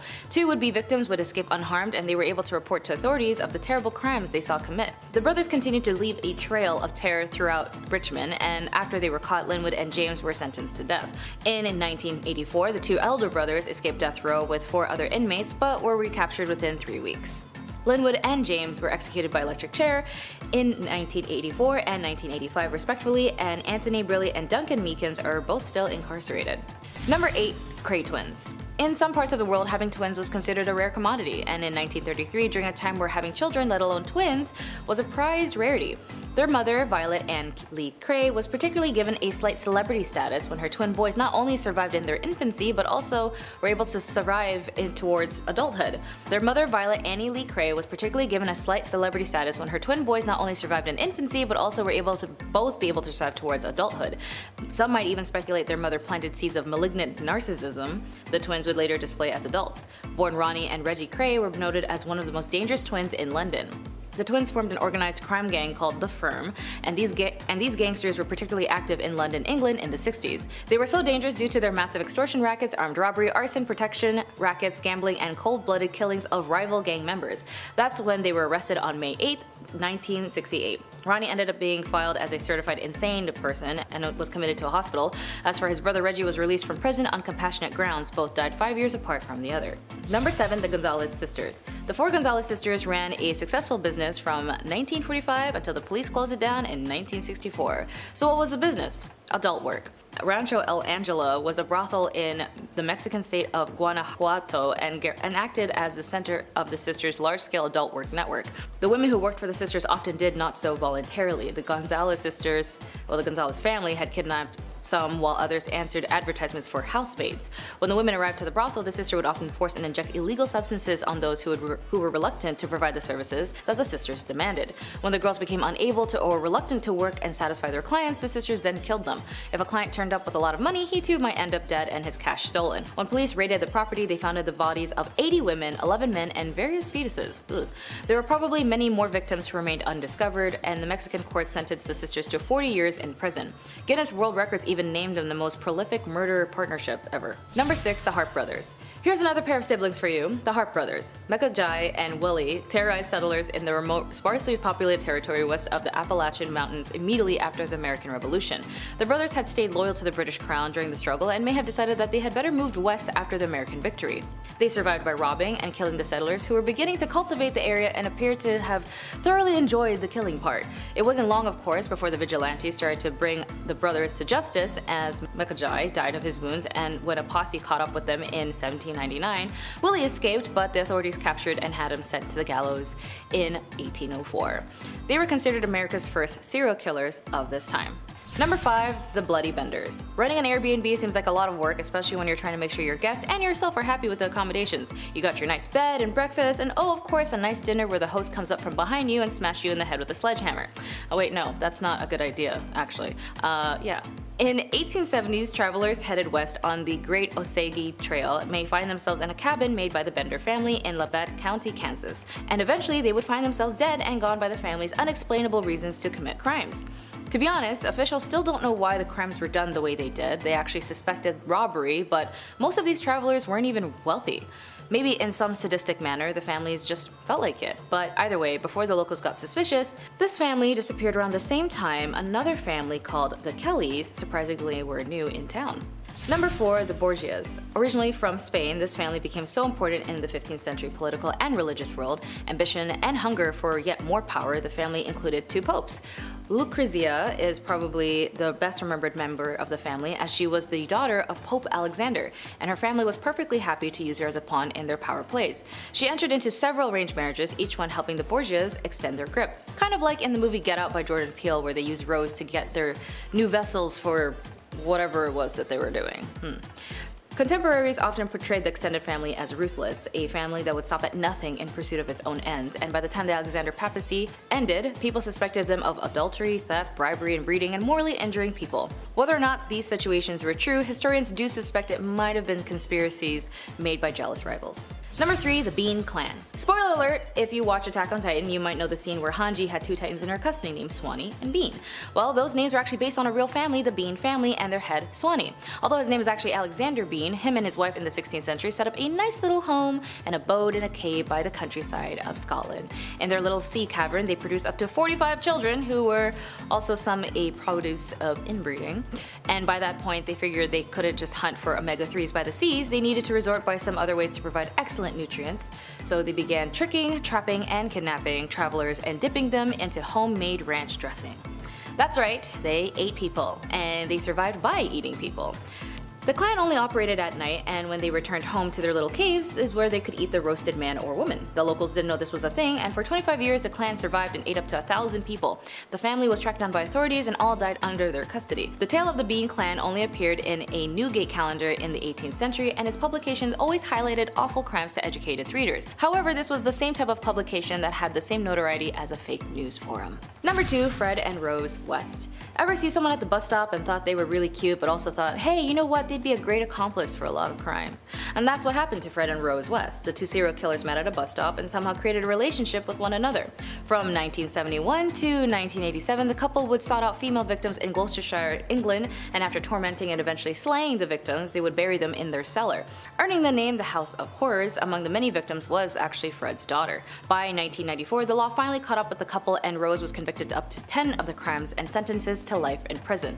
Meanwhile, her cohort, Fred, took his own life before he could be convicted. When he did die, he did confess to 30 of the victims he tormented, which unfortunately might be even speculating that there's probably more victims left undiscovered. Number 1. Sackler family. The Sackler family is an American family who owned the pharmaceutical company and have faced lawsuits regarding overprescriptions of addictive pharmaceutical drugs, including OxyContin. Purdue Pharma has been criticized for its role in the opioid epidemic in the United States, and they have been described as the most evil family in America and the worst drug dealers in history. They were often cited as early pioneers of medication techniques, which ended the common practice of lobotomies, and were also regarded as the first to fight for racial integration of blood banks. In 1996, Purdue Pharma introduced OxyContin, a reformulated version of oxycodone, in a slow-release form. Oxycodone was first invented in 1916 and sold as Eucodal, but had been withdrawn from the market in 1990 due to addiction issues.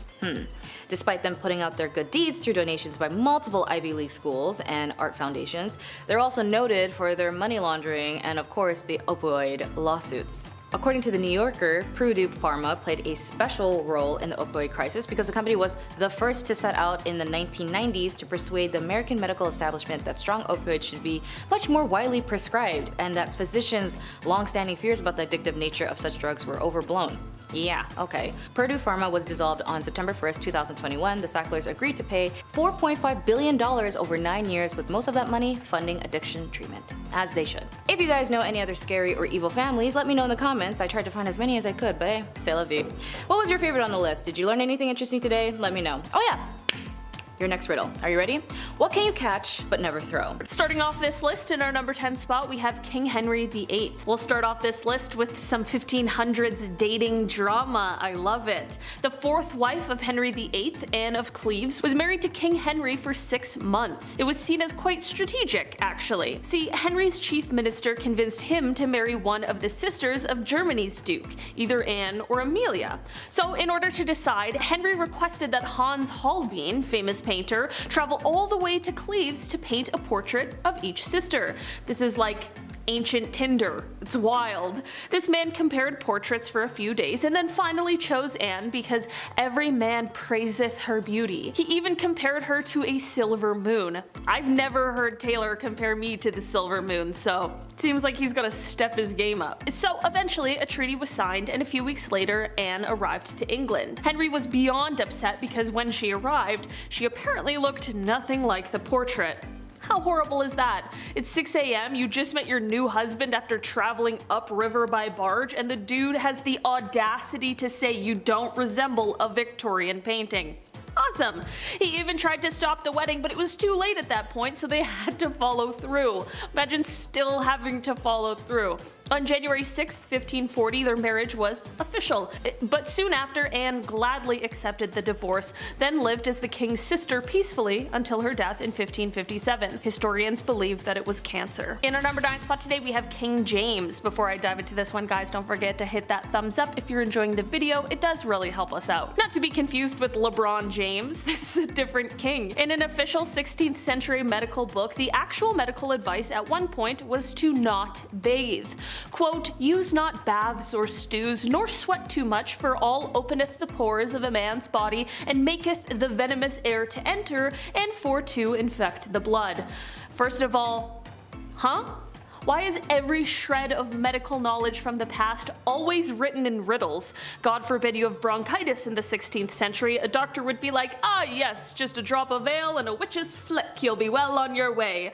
Like, bro, I have pneumonia. Please help me. They thought that taking a bath would make you sick, so King James IV apparently just never took a bath, and his hygiene was so bad that he would sometimes pass on lice to others just by being in the same room as them. Even if he was in a room hours prior, but he would give you lice. Doesn't help that the guy had long hair. Guy's got Steven Tyler hair. It's like a lice lunchroom in here. Lice would emit off of this man. Margaret Tudor was married to King James IV. That must have sucked. So itchy. In our number 8 spot today, we have King George V. When was the last time you saw a stamp?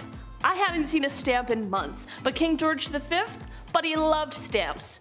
Maybe a bit too much. It was taking many hours out of his days, even when it shouldn't have been a priority at all. King George V continued to collect stamps during World War I. Everybody is trying to stay alive. George is just licking stamps in the library. adding them to collections. Like all collections, the king started at an early age, but in the end of his days, George had albums and albums and albums, so many stamps. He had around 330 albums, each with 60 pages full of stamps. That's so many stamps. In 1905, George set an all-time stamp record. It was the most money ever spent on a stamp. The man dropped like 220,000 on one stamp. That's some Logan Paul shit. So naturally, he was nicknamed the King of Stamps, or rather, the King of Philately. That's the official term for collecting stamps. Some stamp jargon for ya. There you go. Welcome to Bumblebee. We're learning. Smash that thumbs up. In our number 7 spot today, we have King Rudolph II. The Holy Roman Emperor from 1552, he was known as a collector. Some princes collect stamps, others collect zoo animals. A little more badass if you ask me. His castle was home to lions, tigers, and orangutans, so good luck getting a full 8 hours of sleep. He also collected human artifacts. So yeah, it's a bit odd, isn't it? Imagine having company, don't step in lion crap, and also don't mind the jars of eyes. Cheers! King Rudolph II, he's quite important in history. He supported the scientific revolution quite a bit. He also poured tons of money into astrology, so he was into cool stuff too, besides the kidneys and kangaroo collections. In our number 6 spot today, we have King George IV. Voted as England's worst king by historians, let's do it. King George IV was too invested in his intimate conquests. He was focused on all the wrong stuff, and he was also just horrible about it. This king tried everything to get a woman to sleep with him. He would throw tantrums if a crush wasn't interested, and sometimes he would threaten to end his own life if he didn't get their attention. Super creepy, because on top of the lengths he would go to just to get some time alone, he also kept some of their hair after the dirty deed was done. Yeah, he would ask everybody he slept with for a lock of their hair. Back then it was kind of common for lovers to keep locks of each other's hair, but George's collection was alarming because of just how many locks of hair there were. After the king died, his brothers found 7,000 envelopes, each with a lock of hair. Just envelopes of hair. The collection was, quote, enough to stuff a sofa. This insane collection is now in a museum in Scotland, so check that out if you want to feel sick. In our number 5 spot today, we have Christian VII. Christian. An ironic name for what I'm about to tell you. The young prince that couldn't keep his hands out of his pants. Let's mention him. Christian VII of Denmark, he was, as I said, a wee young lad, and of course a wee bit spoiled. Very comfortable with his body though, I'll say. More often than not, he would just have his hands in his pants. Middle of dinner, passing food around to his family, alternating hands in the pants to hands on food. This should have been number 1, now that I think of it. What a little shit. It's unknown, but historians believe maybe he was a wee bit mad. Who's to tell? Either way, don't touch the rye bread, Christian. Thanks so much. In our number 4 spot today, we have King Henry VIII. Of course, we have to talk about Henry VIII. He's pretty bad. Henry VIII was the King of England from 1509 to 1547. He's been married a handful of times, and they all went south. When Henry married Catherine Howard, he was 49, and Catherine was a lot younger. Classic 1500s stuff. After the two were married, Henry was not the same as he was when they had met. He had since received a nasty jousting wound to the face, was gravely overweight, and never wanted to do anything with Catherine. So Catherine, of course, just wanting some shred of a life, and being, again, quite young, decided to look for love. Well, God forbid. God forbid you try and have a life in the 1500s. The young queen was accused of having an affair and was publicly and horribly taken out in the courtyard. She was accused of cheating before they even got married, and in turn, lost her head. Horrible times. In our number 3 spot today, we have Don Carlos. Prince of Asturias in the mid-1500s, the Spanish prince who just enjoyed being the worst human alive. Back in the mid-1500s, the eldest son to King Philip II of Spain was a horrible person. Now, it's been noted that he was born with a hunchback and one leg was shorter. Historians like to bring that up first, and how maybe he had the odds against him physically. That sucks on one hand, but it's how you deal with it and how you deal with others that shows what type of person you are, let alone leader.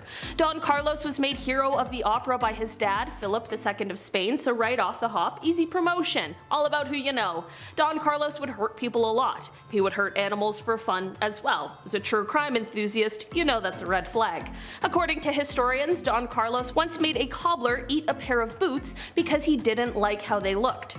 He made somebody eat a pair of boots. We're not gonna feel bad for Don Carlos on Bumblebee today. No sir, he was set up to marry Elizabeth of Valios, the eldest daughter of King Henry II, but after a few hours with the man, she decided there's absolutely no way in hell, so she married his father instead, King Philip, in 1560.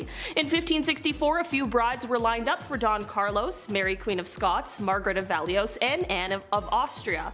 When Carlos was plotting to take out his own father, he was caught and imprisoned in solitary confinement until his death 6 months later. In our number 2 spot today, we have the personal sheet changer. I can't tell if this is the worst job to have or the best. Here we go. Royals have been sweating constantly about people trying to take them out. Taylor's mentioned Boy Jones on here a few times. That guy that stalked the Queen. It's terrifying. People are terrifying. Boy Jones would go through the Queen's drawers.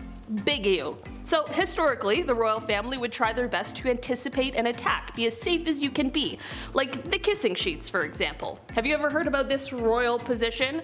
A great deal of monarchs hired taste testers to make sure nobody poisoned them, and they also had a guy get tucked in the king's sheets. I would much rather have the latter. King Henry VIII hired somebody to make sure his bed wasn't poisoned, so you were required to make the king's bed every morning, but you also had to rub all the sheets down before bedtime. You'd have to kiss the bed sheets to make sure that they weren't poisoned. Sleep tight, all safe here. Don't mind the bad breath on all of your pillows. You're safe though. Alright, time to clock out for the day. Clothes as well, that was touched. Maybe not kissed, but for sure touched. Guys wearing my clothes in my bed, no way I'd rather get poisoned. Take my jeans off. In our number 1 spot today, we have King Louis XIV.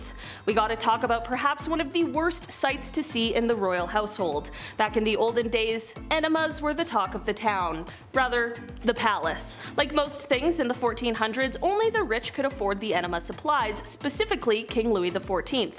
Guy loved enemas. It is believed that over the course of his life, Louis XIV received thousands of enemas. In just 1 year, Louis received 212 enemas. He would always take it a step further, and dare I say a step fancier, by using almond milk. Imagine being married to a guy and he pulls out the almond milk. Like, not again, Louis, come on. I just ate, man. No. Starting off this list in our number 10 spot, we have the Kensington system. Queen Victoria's reign began in 1837 and it lasted up until her death in 1901. She was just 18 years old when she found herself on the throne, and it was all by chance, as she was actually 5th in line when she was born. This is all stressful enough, but certainly one of the worst parts of her upbringing was being brought up under the Kensington system. This basically all started when her mother, Duchess Victoria of Kent, created the system in order to control her daughter, literally just isolated her away from all of her friends and even from other family members, and apparently this was done to keep her quote-unquote pure. The Duchess would monitor her every move, she would decide who she could see and who she could speak to, and Victoria only had 2 friends she could play with growing up, one being her half-sister and the other being her mother's attendant, Sir John Conroy. Victoria was even forced to share a room with her mother until she was queen. She couldn't even walk down the hall by herself. In the end, Victoria placed a lot of blame on John Conroy for manipulating her mother. She even called him the demon incarnate. In our number 9 spot today, we have the royal affairs. There have been many rumors over the years about the royal family and their extramarital affairs. Okay, I'm not saying it's a tradition, but it happens a lot, and I'm saying this goes way back. So far back that one of the first accusations of this within the royal family dates all the way back to Henry VIII and Anne Boleyn. Since then, it has only continued with people such as Princess Margaret and Peter Townsend, Princess Anne and Commander Timothy Lawrence, and of course King Charles and Queen Consort Camilla, just to name a few. The latter of those definitely being the most famous, especially when the now king was confronted about it by his wife at the time, the beloved Princess Diana. Apparently, King Charles responded to the confrontation by saying, quote, "Well, I refuse to be the only Prince of Wales who never had a mistress." Maybe not the attitude to keep when you're speaking to your wife, who you're cheating on. I don't know. Guess I'm just not royal enough to get it. In our number 8 spot today, we have pets. As we all know very well, image is everything for the royal family, and that is down to the finest, smallest detail, including pets. It is well known that the Queen absolutely loved corgis, and how could we possibly blame her? Apparently, however, if a dog is not a corgi or a Labrador, it is socially looked down upon. Can't describe how insane that is. They're dogs. If you brought a dog who had just been rolling around in the mud everywhere with you, I could see why that wouldn't be as widely accepted among fancy social circles, but only giving the choice of a few random breeds seems kind of ridiculous. Apparently Meghan Markle actually had to give up her beagle named Guy a few years ago before she joined the family, and then left it. I guess she can probably have whatever dog she wants now, so there's always an upside. In our number 7 spot today, we have King Charles I. Okay, this is one that goes way back and it really creeps me out. So King Charles I, right now we're on the 3rd, so we're taking it a couple back. King Charles I was tried for treason after the Civil War, and he ended up being beheaded in 1649. I guess in the 1600s everyone was beheaded, so this wasn't necessarily abnormal, which is certainly weird, but that's a history lesson for another day. The weird part of this, however, is that apparently his head was sewn back on his body so that he could sit for a portrait, or it was perhaps supposed to be a sign of respect. Either way, it's very weird and very gross. I feel terrible for whoever's job it was to do that, and I also feel bad for the artist who was forced to paint that. Talk about traumatic. It does certainly make sense though that people say that Charles' ghost still haunts a building, because there is no amount of haunting that could make up for being beheaded and then having your head sewn back onto your body. Okay, why'd we do the first part if we were gonna do the second?